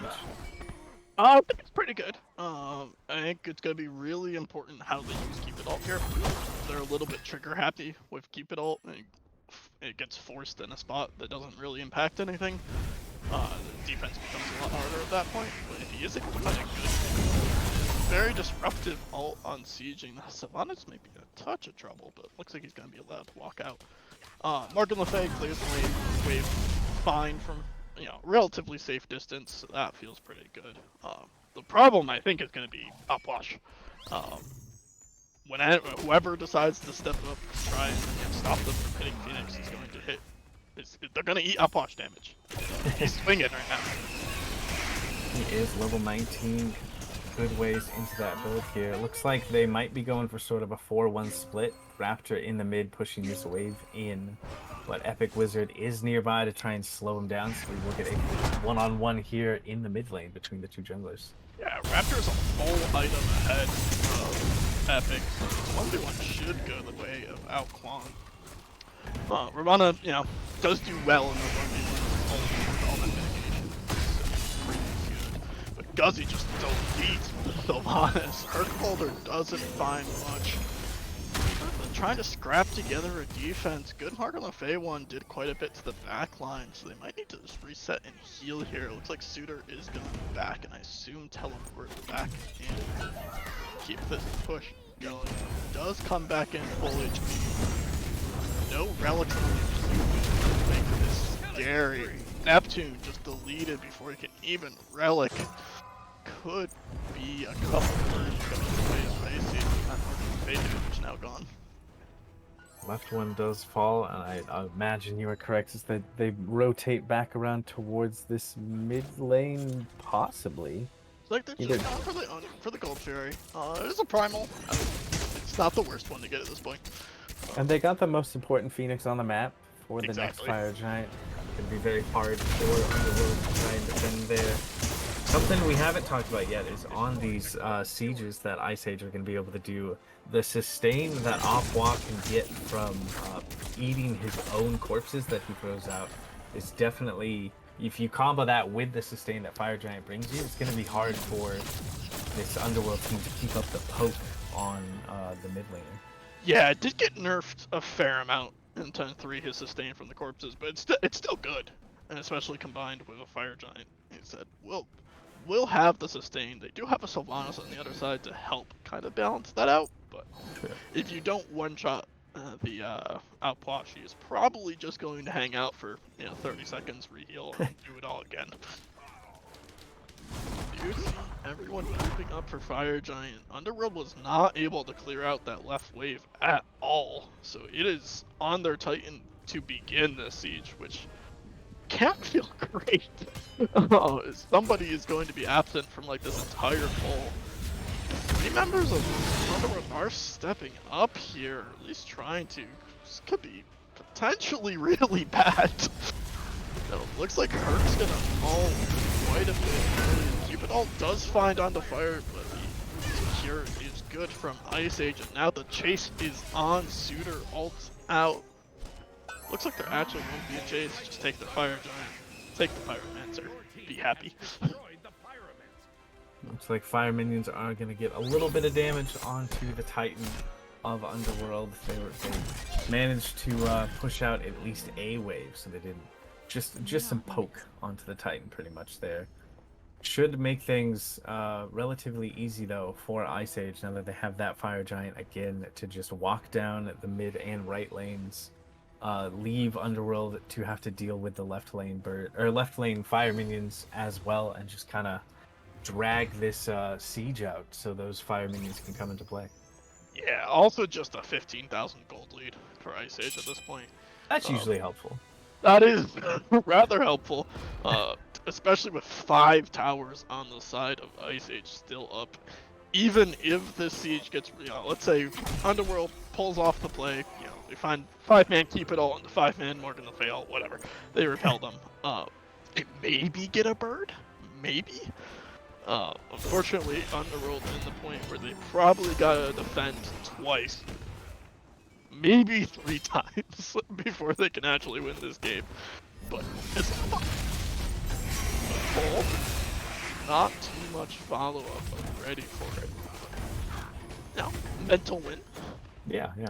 I definitely agree with how many times they're gonna have to defend here. Again, that's considering that they are clean defenses where they get like the deicide. They just get a couple kills and Ice Age backs up for a bit. It's gonna be even more than that. Ice Age is ready with everything up from both sides here. In from the shooter, gonna get it started. Good Ganesh, Suitor's gonna get forced to barely gets out, but does have that TP up. Epic finds Raptor. Wins the, looks like a 1v1. It looks like Raptor did get the mid. Probably just going to be a little bit of a reset here while Suitor finds his TP, and I imagine they take a look at that left Phoenix. Ishtar alone is going to path back up. Might just go for the Oni Fury with that, actually. I think that makes that. Yeah, I agree. I feel like that is a good call. They do manage to get both of those Phoenixes there in that fight. Raptor goes down, but I assume that was a conscious decision to trade his life for that mid Phoenix to make sure that they have fire minions pushing in all 3 of those waves. 2 of which will have fire Oni minions now that they should get this Oni Fury for free, and then just standard Oni minions in left. Make it fairly easy to push down that forever weekend Phoenix over there. Yeah. I do want to know why Ao Kwang went for the Meteor upgrade onto Hootie. I don't think he uses that at all. I mean, I think that, unfortunately, that upgrade's pretty bad. And the Perfected Rod, I think, actually, on Ao Kwang is really strong. Getting your cooldowns reset with the Perfected Rod upgrade feels so good. Do you see the Rod of Tahuti coming out of the Alpwash? He is full build. He is going to hurt. Don't see a Tahuti coming out of Neptune. Looks like he's just gonna go for assume an Ob Shard last to get some of that pen that he's lacking in the build right now.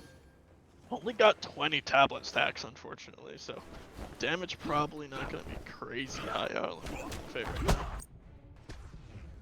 With that Rod of Tahuti pickup for Guzzy, he is going to just absolutely melt anybody who is unfortunate enough to stand in his combo. I mean, the Meteor hit for Ao Kwang there. Hey, that's a bit like 200 damage. Yeah. I do agree that the Perfected Tahuti would feel so much better on Ao Kwang. I wonder if it was just like a misclick. Maybe. I think also like the idea behind Calamitous is with Bubble Proc actually gets Raptor's ult out here. He's gonna die. The Fire Giant could get Isaac does do a good job securing it there. Lana ulted in, so he could be in trouble here.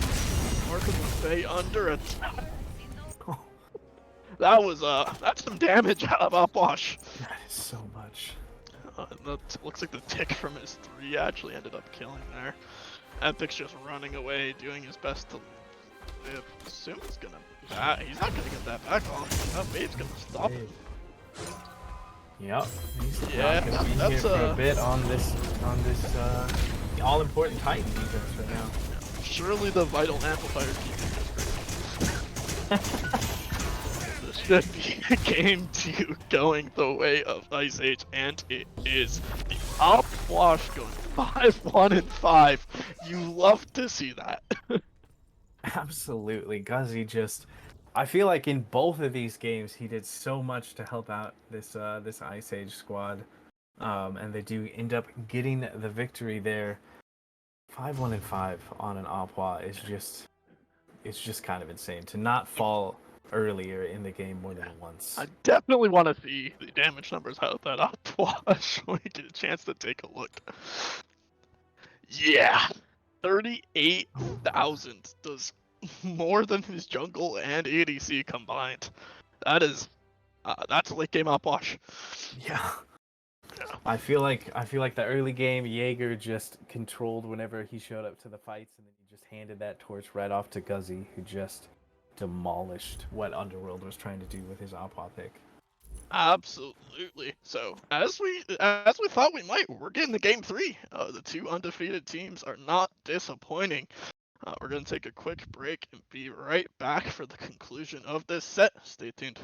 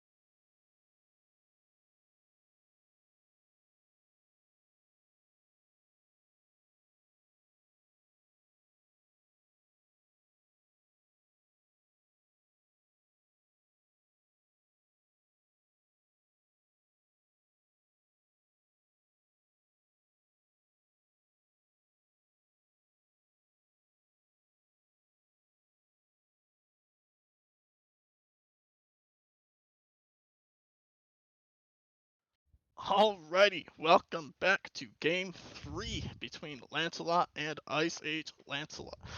Lancelot division, words are my specialty, as we can tell. So, Game 1 mostly controlled by Underworld, but pretty close. But did see Underworld come back and come out and win that, and Ice Age with a convincing Game 2 win. We get into Game 3 here to likely decide who will be the number 1 seed in Lancelot, as both of these teams are 6-0 coming in. Start off bans. We see the Kleena taken away, and the Ao Kwang. They do not want to see Raptor on that Ao Kwang again, and we see Terra banned as well, something that's been pretty consistently banned away this set. Yeah, we've seen the Terra ban every game so far. I wonder, these must just have a very good Terra that Ice Age just don't want to deal with. Definitely strong. Getting damage mitigation on her ult is no joke. Damage mitigation is just better than healing. Also, you can't really onk that character anymore. You have to onk her before she ults now, which is significantly harder than onking after. With the removal of that tick heal, the onk just doesn't work if you use it late. So, I think that character did Aphrodite get quite is a bit better. open. Surely this is an Afro pick. It has to be.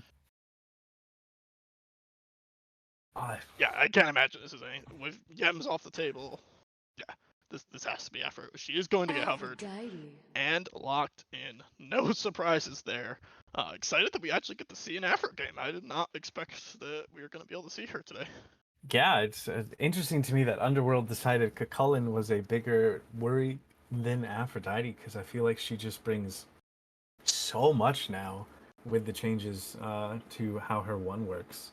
Giving those protections through the kiss to whoever she is attached to just makes... I mean, if you attach to a jungler that's built full damage, it just makes them seem like a frontliner. You can't do any damage to them, and they do so much damage to you. Yeah, I guess potentially with... seems like both junglers have struggled a little bit this set. Potentially not that scared, but she can link to Assault. She can link to a ADC too.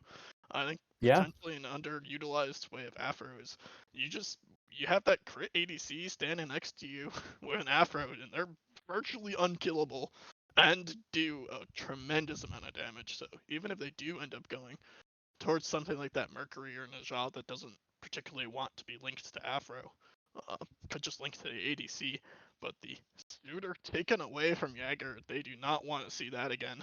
Don't blame them after last game. And Merlin picked up nice and early for Neptune. You mentioned that ADC with the crit build, Seth Senpai locking in Ishtar for himself there is definitely a good target for that Afro to be linked to. If Seth can get that crit build online and then has the protections and healing from the Afro standing next to him, it's going to be so hard to deal with this Ishtar. Absolutely. I think Ishtar is probably the best hunter potential. I'm actually a little surprised we haven't seen Ganesh. Jing Wei, I think, is really good. She's so hard to deal with late game. She doesn't have to build that much crit because of her 2 to just one-shot you. So is this going to be an Afro solo then? If we see the Ganesh locked in for Ice Age, is this going to be Jaeger taking this over? I do hope it's in solo, not in mid. Unfortunately, I feel like it might be going mid. That's curious. Yeah, I really hope that it's going into solo. I don't think it's horrible in solo. I mean, it kind of does the same thing as support. It does get ran at by Suitor, but she also, I mean, her clear is good. She can just kind of be safe in that lane. Shouldn't be too big of a problem. Everybody gets ran up by Suitor, right? So I guess you're just taking that once they get it locked in regardless. See the Hercules ban come through. So I wonder, it seems like Underworld is thinking this Afro will go to Guzzy in the mid lane if they're banning out Hercules. Yeah, they're not convinced it's going solo, which... I'm not convinced it's going solo. So... Yeah. Yeah, do you see that banned away along with the Mercury? Another game that we're not seeing junglers prioritize top 3. Both of these teams have been struggling a little bit in jungle, I think. Just surprised to not see the Mercury or the Najah prioritized higher. It's been a comfort pick for both teams, especially Raptors has really loved that in the job this year. A little surprised to not see it picked early. Yeah, and we have an Athena band following through and a Guan Yu on the side of Underworld.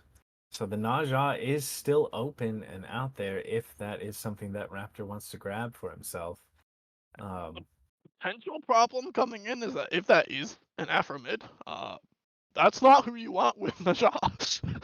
that is not the follow up that you're hoping for with Najah. If it's an Afro solo, totally fine.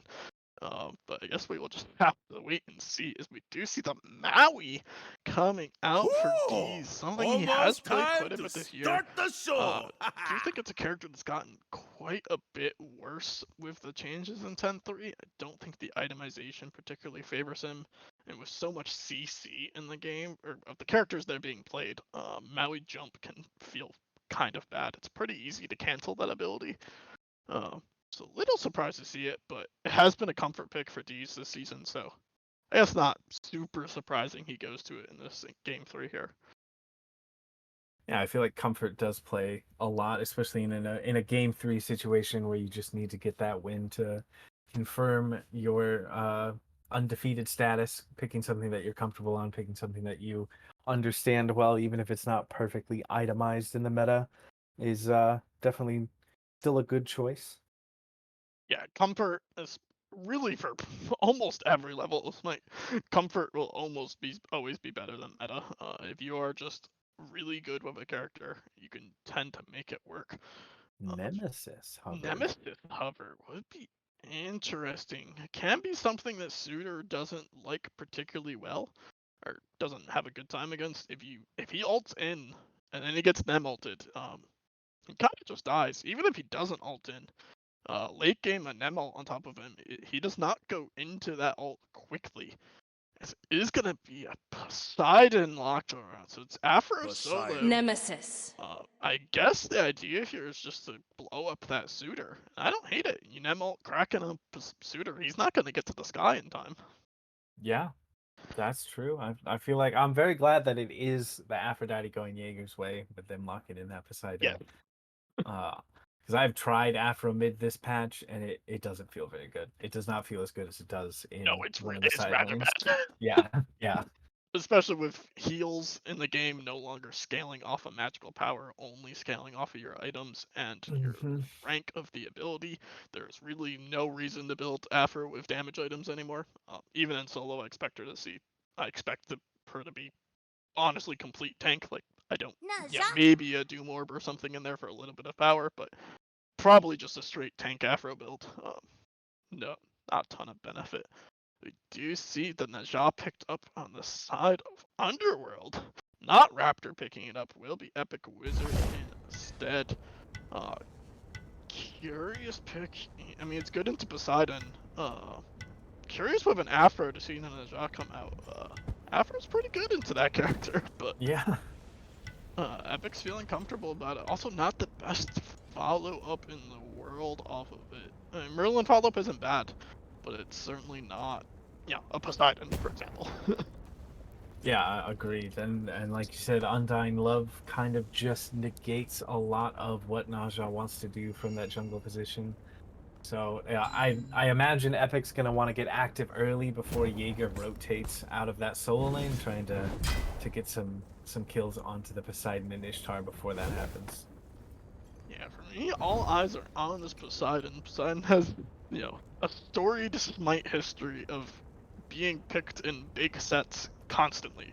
Seems like no matter whether he's meta or not, Poseidon ends up getting picked in big games.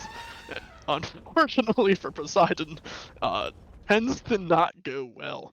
So, obviously not playoffs here yet, but very much a seeding and potentially, an ego match here between the two top seeds and Lancelot.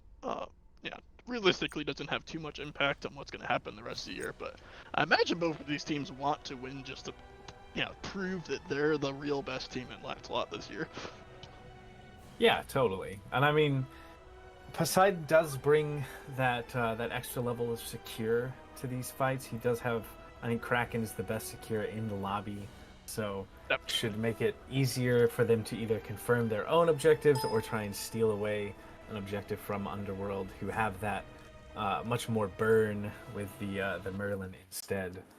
So we'll see if Guzzy. I mean, Guzzy has been on point in both of these games so far. So if I'm gonna trust someone to pilot this Poseidon, it'd be Guzzy. Yeah, his secure was really good on the Upwash, which doesn't have bad secure, but it's not the best secure. So getting something like Poseidon that should be just a little bit easier even to secure. His secure game 1 on the Kukulkan was also excellent. So don't think that should be too much of a worry for Ice Age going into this game. You see the painted steel coming out of Suitor, like that. Understanding that you're laning against an Afro, probably the smart decision. And he's also opting to go for that Blessed Scepter, I think is the tier 1 item name for it, to probably head into these new items. Sekhmet Scepter, I would assume, to give himself that extra cooldown. Yeah. Also, it's a pretty good tier 1. All the stats, however, there a little bit of health, good, a little bit of power, a little bit of MP5, which going this tainted start, not getting MP5 from your starter, the little MP5 there could help you stay in lane a little bit. So don't imagine he's gonna get bullied by an Afro, but could potentially have his blue buff looked at.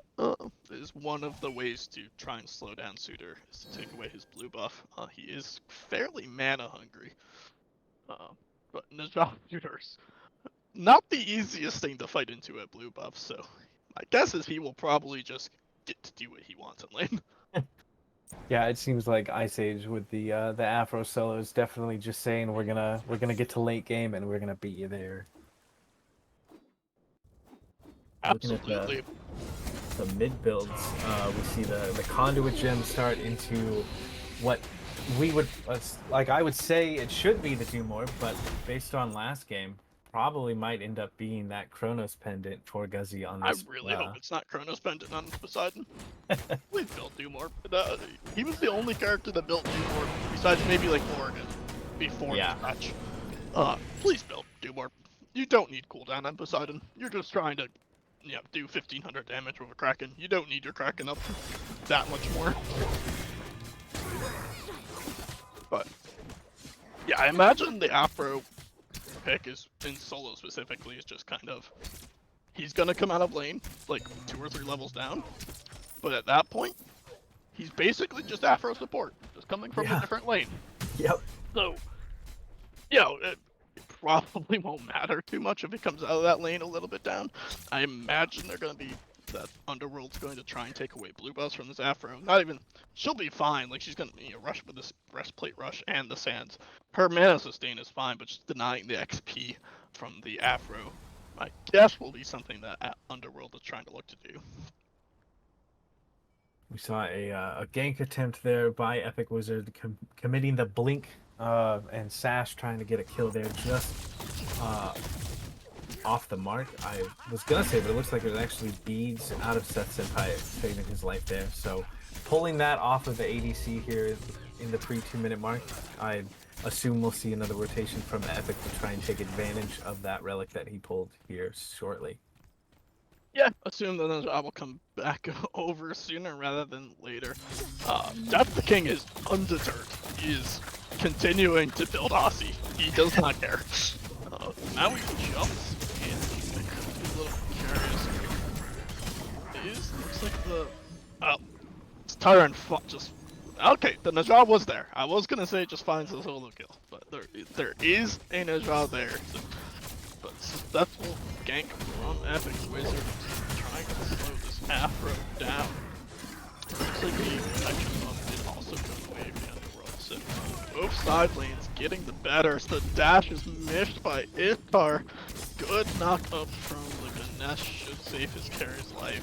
The shell forced out as well. He's pulling the Zap Man. You got it. Sometimes you just gotta dash in and miss. If I had $1 for every time Zap Man missed an Ishtar dash in the SPL kickoff tournament, I'd have several dollars. Which for an SPL player, Ishtar dash definitely feels like Sobek pluck in that way, where it's very high risk, high reward. If you miss it, you're just somewhere you definitely don't want to be. But at least Sobek is tanky when that happens. Ishtar just puts herself out of position. Yeah. She's there and she's trying to fight you because that's her only option at that point. All things considered, Afro did still go to teleport. Makes a whole lot of sense. Don't really need. I mean, realistically, most relics don't matter too much to her, so might as well get that teleport and then can figure out what you want second when you get there. Mid lane, doing mid lane things. Button has not backed yet, so I can cry when he doesn't go do more. It's like not happening. Neptune. It's just not. I just have to do it. It's the prop buff. Does look like it goes down once again to Underworld. Both times ASH have been the aggressor on that buff, and it's been stolen away by Underworld. Yeah, not the biggest deal, but there is a 4-man rotation coming to the solo dual lane. Excuse me. Burns available. Yeah. No beads. Good cripple field. Yeah. Pretty straightforward for the side. Yeah, pretty much nothing D's could have done there to help his ADC survive. Just a good Committed rotation out of He chose Ice to Ace there. go the sprint again, which at least this time it's into the Nemesis, which you get net multi sprint, you have a better chance of getting away, but definitely does not help in your actual lane. I guess you can sprint out a Ganesha cage as well, but a little odd to see sprint picked up so high. Shell has been kind of the predominant support relic for a while here. Along with Sunder, which we haven't seen this set. Sunder is a really good place. A little surprised at some of these characters that do use it well. Both Maui and Ganesh have pretty good ways to use Sunder. You hit your CC and Sunder, and it's a lot of damage on the front line. Yeah. It is a very potent relic. I suppose we could still see it second relic out of either one of these supports. There's a possibility. We took till level 15 to see it in the last game. Hopefully we see it at level 12 this time around. He was plotting. It's fine. Afro might just take this straight into our tower. It's just going to be allowed to clear between towers. So all good there. Does secure her blue buff. Good rotation from Raptor, realizing that the XP for that blue buff is important to the Afro, even if the actual buff doesn't matter too much with the build that Afro's decided to go. It is a do more about a Poseidon. We've done it. We've made it. Is a Book of Thoth out of Neptune, I imagine. Well, actually, alright, he did this game 1 and didn't go tablet, so actually, no idea what he's building next. Could go the tablet build. I think if you're gonna build the tablet build against Neptune, Merlin is obviously the character to do it on. That build didn't get nerfed at all, it just, other builds got better. Is really the only reason you've seen the builds kind of swap over. Tablet's still viable, I mean, it's just slow, but if he's still confident he can get there with tablet, it's still really good late game. Yeah, I agree. I feel like, and if I just my only thing is if this game goes late, then you have an Aphrodite that's rotating into these team fights. If I was Underworld, I'd be wanting to try and Get an early advantage and kind of snowball, and going the tablet build is, as you said, a lot slower than some other choices.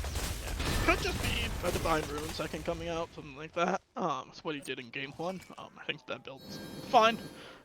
If you still want to build the Blink Stash off the mark for the shot, could actually get turned on here. Who's looking for it? It's gonna be a fight over the prop buff instead. Ishtar does have the beads available. Shouldn't be too scared. Stash at least zones him out, should secure the buff. Yeah, at the end of the day, just a blink. Did get the prop buff. Yeah, keep stuff in line over there. Got the two different build path choices out of these supports as well. Prophetic first with the Sentinels 4Ds, and then the opposite choices in both cases for Arc, picking Benevolence and the Gauntlet of Thebes. Thebes definitely stacking faster, giving you those extra buffs earlier, but Prophetic not, definitely still a good pickup once you can get all of those stacks online from both physical and magical. It just gives you such a big boost. Yeah, prosthetic. The point where it starts becoming better than thieves is once you hit 10 stacks on each side, it is just a better item. You don't even necessarily have to get it full ways. Obviously, you want to get there eventually, but as the afro is taking up, sorry, the Nem is taking up by the Najal, big Kraken should kill both of them here. Guzzy showing up and is now 3-0 on this Poseidon. Is actually down in XP. Neptune's done a good job of farming, but is about 400 gold ahead of his counterpart. Poseidon using that Doom Orb, rotating. Yeah, what you want to see out of your Poseidon player? 100%, and I'm pretty sure I have been Neptune in most of my games where my opponent is rotating, but I'm getting that farm up, and it's just, I just keep saying in comms, you know, I'm gonna get there. Just let me hit 20. Just let me hit 20. And so it's definitely looking like it's probably gonna be Spartan's game plan. hard to keep up with the rotations of a Poseidon with his movement speed on the 2 and then the Doom Orb. Just deciding to farm up instead and get to that late game. Yeah. All things considered, you know, your suitor is still even in net worth, even if you're down a little bit of gold. Or, excuse me, down a little bit of XP. Is not behind a gold. Stash onto the Afro does get the ult out. Doesn't have. Oh, sorry, the ult was consumed there by the shot. Doesn't look like he quite had the patience there to wait out the Aphrodite rig. So, good trade for the Afro. Sorry. You gotta wait till the dash is down, my guy. Yeah. It's the second time in a row that he's just sent it, and Ishtar's just said, okay, thank you, and dashed away. Curious there. Why is Afro bullying a suitor? Wow, Why? diving the tower here so early.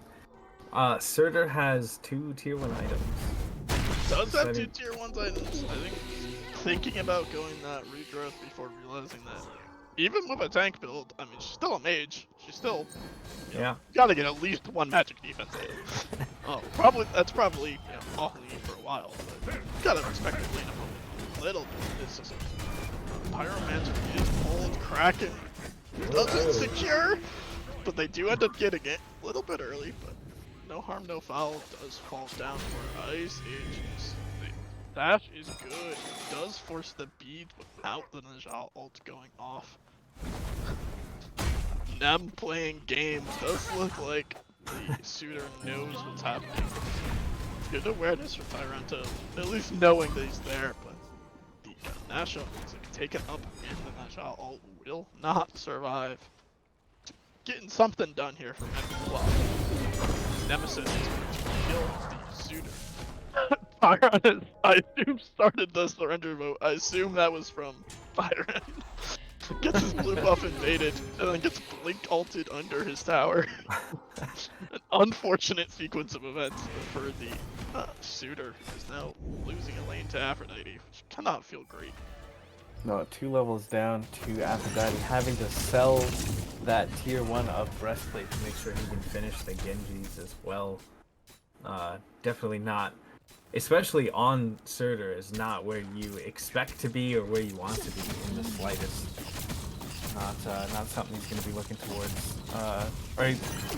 Words are just completely failing me. I'm going to switch topics to the fact that it's a 2,500 gold lead for Ice Age, which is not too much at the 12-minute mark, but it's definitely still a lead that you're going to feel as like the Gold Fury starts to unlock. Yeah, probably a little bit scarier is the 4,000 XP lead. 2 levels in solo, a level in jungle, and a level in ADC. Well, XP not as big of a deal as gold. It definitely matters, as we get this mid game. The Afro could potentially be in a spot where she can actually just rotate before the suitor is, which would be crazy. But the state of this game definitely could. Now he all used to save him the job. Now he's trapped himself. It does look like the jump is good to get away, and Ganesh ult is used as well. Bunch of ults, not much to show, but Ice Age, they want this gold carry. They still have Kraken With Guzzy. so they have that better secure, and it looks like it's only D's here on the Maui that might be able to do something about it. Without landfall, it's really hard for him to try and steal it. Yeah, I love this play from Ice Age. Just the Poseidon did go Chronos Pendant second, but alright, if you're gonna build Chronos Pendant second, this is what you gotta do. All objectives on cooldown. So, I still don't love it. I still would have preferred to see him go like Deso in that spot. But if you're gonna build it, let it fly. And he built it, so he's doing what you have to do if this is how you're going to build. So Yeah, he has. I mean, he was a little early, but he was there to help secure the Pyromancer, he secured the Gold Fury there. He's been using Krakens to get kills as he rotates around this map. So I feel like he's making good use of his kit and the fact that he's going to have these extra cooldowns. If he continues to do that, then Chronos Pendant paired with the Doom Orb is not a bad decision. not at all. Do you see Death the King committing to the same straight pen build? Wants nothing to do with the crit tree. Does get the beads forced out of the side again, and Aegis. Tells you who's up in the sky. Looks like it is Death taken up in the sky, just going to be defeated by the Gonzalo. Makes an early rotation down 2 levels. The rotation. Oof. Good landfall, but a better whirlpool. After is here, but she doesn't do damage. We'll take after her. As she kills the Najah, never mind. Afro does do damage. She's not taking damage. Ow. Yeah, I guess Afro is not taking damage. Yeah, good rotation by the shooter, but Afro, yeah, doesn't take damage at this point. You got 30% cooldown or 40% cooldown. Good luck killing whoever she's attached to. His Pyromancer. Yeah. If her rotate, love this rotation. Does have the same ring. Zone is good, but Jaeger as well. That's a Pyromancer without Kraken. Jaeger has been level 16 for a bit now, and we are only 15 minutes in this game. He is just an absolute monster, and as you said, throughout that whole fight, barely took any damage, and whatever damage he did was healed instantly, just seeming to be unkillable on this Aphrodite right now. And I mean, barring like just every cooldown in the game being put on him, I don't know how Underworld stop it. Right now, he's nearly impossible. Unfortunately, with the ADC not going to crit, it might be really hard to kill. Crit is kind of the answer to the front line right now. Spectral not in a great spot stat-wise. That crit build just like the only thing Spectral does is you get crit for 500 or 400 instead of 700. Like it doesn't, yeah, it doesn't happen that. Yeah, they might have to use 2 more autos on you. Merlin does kill frontline pretty well, but it has to be in ring. You know, it's tick damage. It's not. He's not going to delete an Aphrodite. And the job doesn't really want to go after either, so it could potentially be a big problem. Especially, I mean, I wouldn't hate to see him go timeline. I know that's a little troll, but it is a lot of prots. He's going into, I assume, Spirit Robe here, so he's going to overcap CDR anyway. Yeah, he doesn't need it. I agree. I feel like timeline is the choice with the build path that he's going. There's not really a need to go anything else. As Raptor just was there, and then he was not.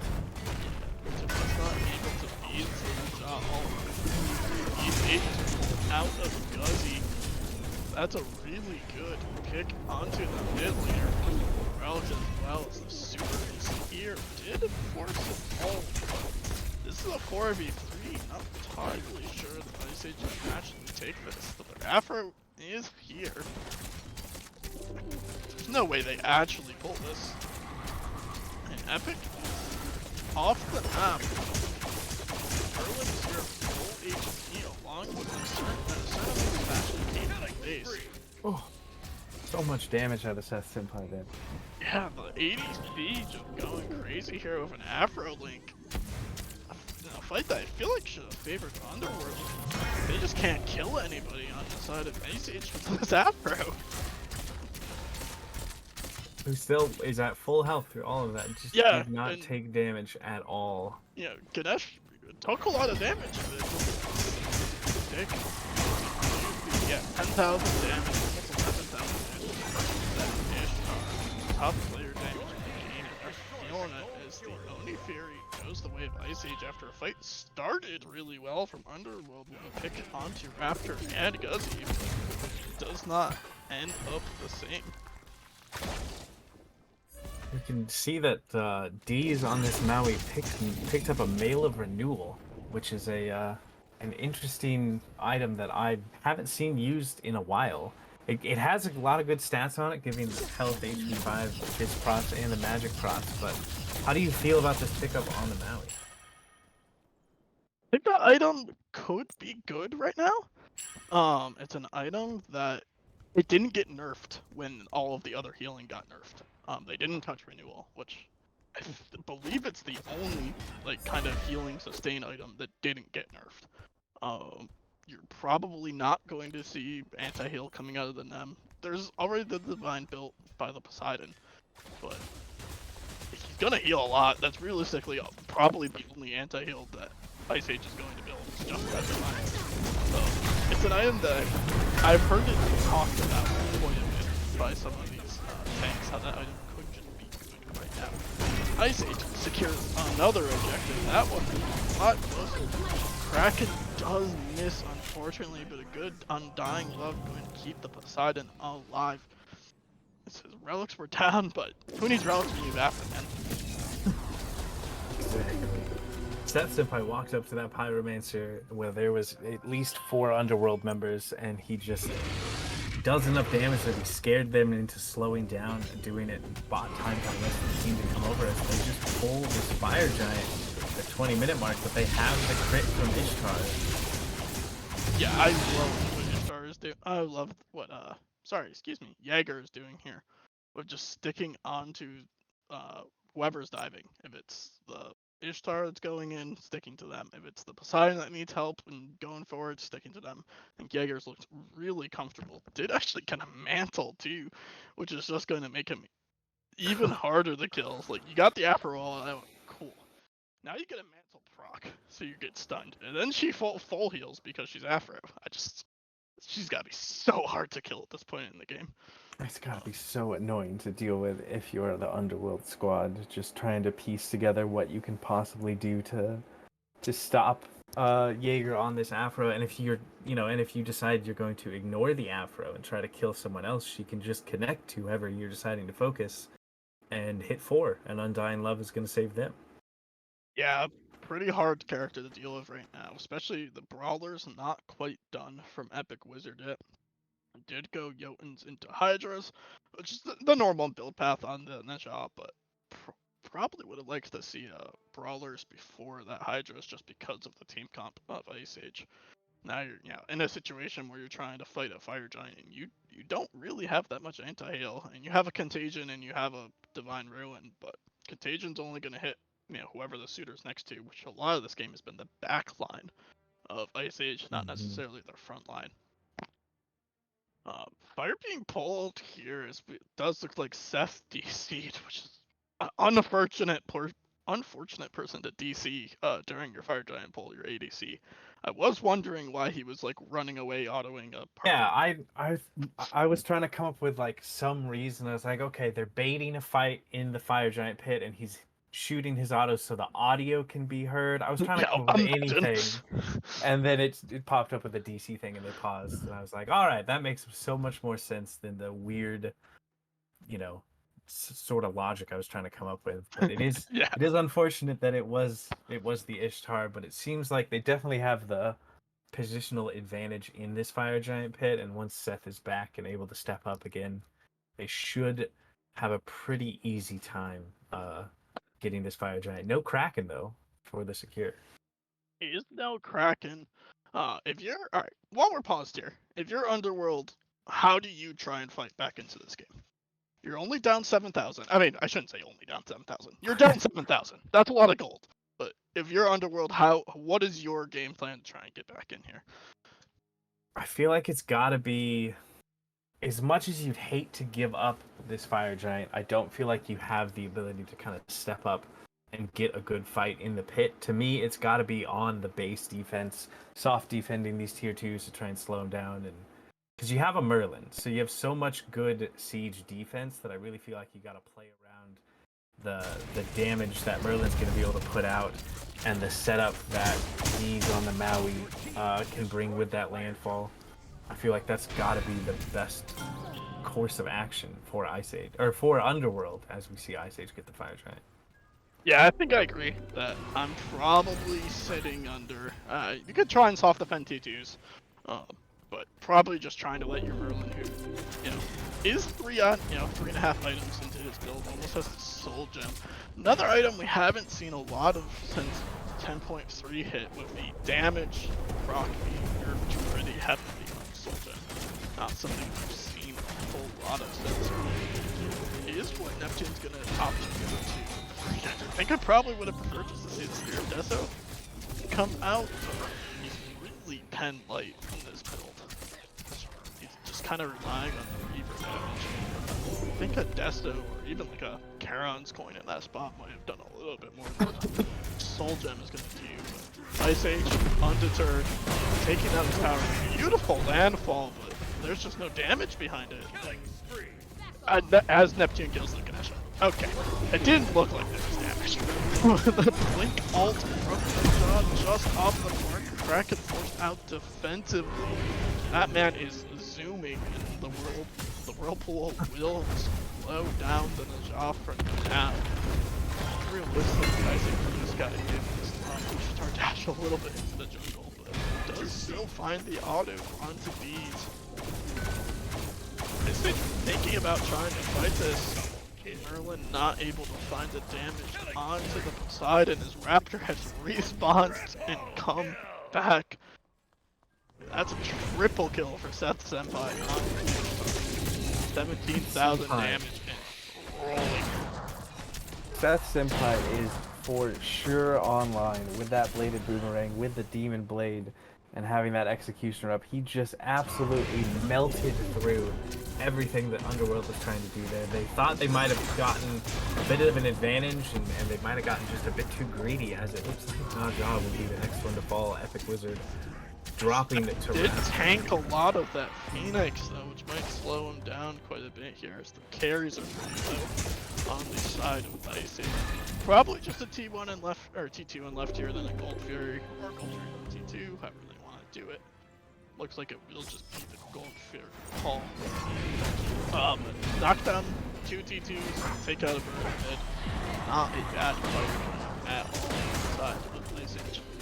Yeah, not at all. And going back to so much happened there so quickly. When Epic blinked in, trying to get that sash onto Guzzy, who was so low on the Poseidon, the Jaeger's Aphrodite just was able to get in between the two of them and ate the sash, forcing Epic to just try and Najah ult to catch Guzzy, who is so quick because of all the movement speed he has on Poseidon. And that's just one of those things that wasn't even an Aphrodite specific thing that stopped the kill from happening for Underworld. It's just Jaeger positioning himself well. Yeah. And then you combo that with how much Afro brings to all these fights. It's just so hard to do anything if Jaeger is anywhere nearby. Absolutely, and I really like his choice. He's been linked to the Ishtar most of the game. I love that. I think, especially now that Venom definitely done for Ishtar, I think ADCs are so strong with this crit build. Just like Ishtar's frontlining, but she has an Afro with her, so she has like 200 procs. She is a frontliner at this point if she has an Afro, and she just does more damage than what you can do to her. Really, a lot of the reason we haven't seen this Afro let through is because of how tanky she makes damage dealers.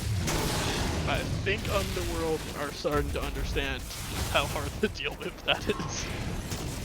Yeah, I mean, Jaeger has a good Cucullin. I understand wanting to ban that away from him, but Cucullin would not be doing what Aphrodite is doing right now. No, Not he even wouldn't. close. Yeah, Afro is just hard to deal with. Does actually go to the pendulum still. It doesn't go to the timeline.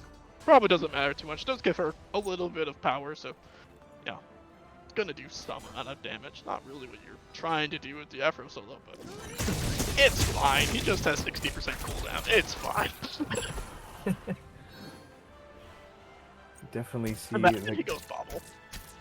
Oh my god. There's no world that he does, but it would be funny, and I really want to see it. Oh. It only goes up to 50% now, so it doesn't even, like, you'd be at 70% cooldown and still couldn't use it. But, it would be funny. I'm down. Oh, I do see them start the siege left with fire minions pushing up in mid. Epic is gonna go ahead and clear out those mid waves, which should be the go button for Ice Age on left here. That or Nem's gonna try and take the 1v1 in mid. Does have and beats available. Landfall does get the beat out of the sun and Aegis actually. Not too much will come from it besides that. Tier 2 does fall down.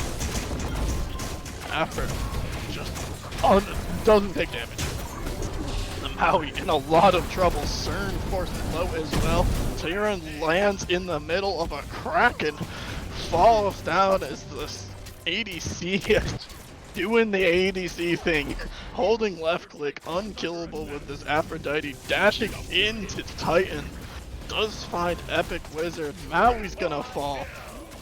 Death King finds one on Raptor. Health bar's a little bit low on frontline. Finally, the Afro is taking damage. Looks like mid-bird will fall, but at least Underworld does not lose the game there. I was looking for a second like that might have just been a clean DSI. Death the King finds a return kill. Probably saves the game for Underworld there. He does. And we saw Jaeger does bleed, does take some damage there, but Seth Senpai does not take damage. With Jaeger attached to him, his health bar never moved, and he was just shredding through all of Underworld. I mean, we talked about it while we were on Pixel Bands. We've been talking about it a lot in the game.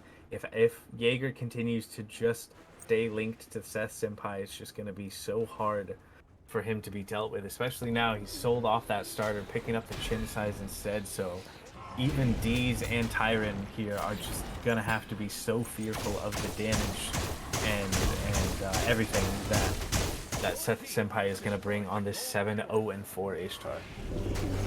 Yeah, that Ishtar is so hard to deal with. And to his credit, Guzzy and Neptune are actually keeping up in damage. To their credits, especially Neptune. Mm-hmm. Kind of impressive that he's been able to keep up with the damage output here. But down 15,000 gold, going to need some type of miracle play from Underworld. 2 Phoenix is gone. Aphrodite is online. The entirety of Ice Age is level 20 outside of their support, which is fairly irrelevant at this point, whether he's level 20. Tyrant could have been in trouble there. I kind of expected him to be forced into ulting, but they weren't able to commit quite as much on him, so he does get to keep that cooldown. I mean, if you're Underworld here, I feel like you kind of have to step up to this fire giant. I feel like that needs to be the Hail Mary type of play. It's not enhanced yet, which is crazy that this game is where we're at and we're only 28 minutes in. Yeah, it's not enhanced. Almost what I would... So, I think you definitely have to pick up a double base. You don't have a choice. I wouldn't hate them trying to bait around and try and pick somebody in the jungle. If Ice Age isn't disciplined here and continues to roam as 5, isn't going to happen, and actually the Suitor role is going to get forced out. Something you'll see teams do sometimes in these situations is not even act like you're not contesting fire and just 5-man be behind one of those rocks, like by back camps or something, and try and just pick a frontliner walking through. And it's still not a favored fight, but you know, if teams are a little bit lackly, you know, somebody goes to do pyro or somebody backs, or you know, people are a little bit disconnected, you can sometimes get a better fight than you're going to get down 17,000. You know. Yeah, I mean, Merlin combo just did a good HP. Yeah. It's good Maui all in. Yeah, Poseidon just obliterates the level 17 suitor. Not much you can do. Seth in the backline killing the ADC. Ganesh probably gonna fall here, but don't think it matters if the Ganesh goes down. This should be the set win for Ice Age. Just Link in from the job, but just deleted by the shotgun from the Star. Sprint comes out. Maui's doing all he can. Fire Wave in, and Ice Age will take the set 2-1 and move on to be the only undefeated team left in Lancelot. Really good games 2 and 3 from Ice Age. Oh, 100%. And I feel like every member of Ice Age played so well there in both of those games. And and I don't want to take away from that, but I feel like so much of that game 3 was just proof of why you don't let Aphrodite through right now. On this patch, it's just so impossible to deal with. The Ice Age squad played super well and worked around that Aphrodite so well as they moved around the map, but it's so hard when you let that pick through. I feel like Underworld kind of lost the game in a way while we were still in picks advance. Yeah, big credit to both Jaeger and Seth doing exactly what you should with that pick. Seth was tied with Guzzy for damage going into the last fight and just did 10,000 damage in that last fight. Like, what do you do? He has 200 procs because he's sitting next to an Aphrodite. He's got healing. He's got a second pair of beads Aegis.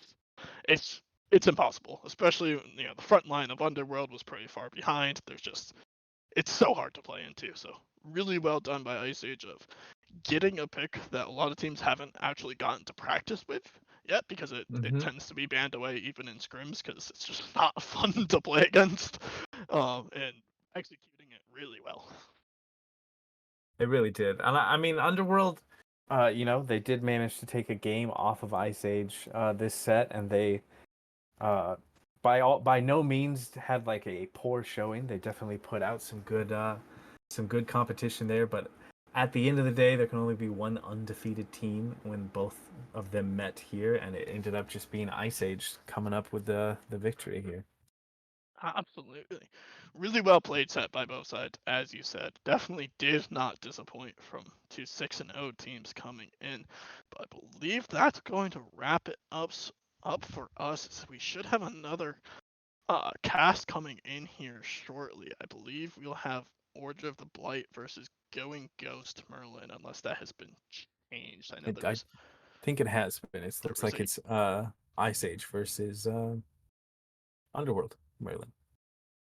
Oh, we're doing another one. All right. Yeah. We'll that's been it for us here on this cast. My name is Halanu with Dr. Shu and the Wolfie Pup on the Spectate. Thank you for joining us, and we will be back shortly with the Merlin cast.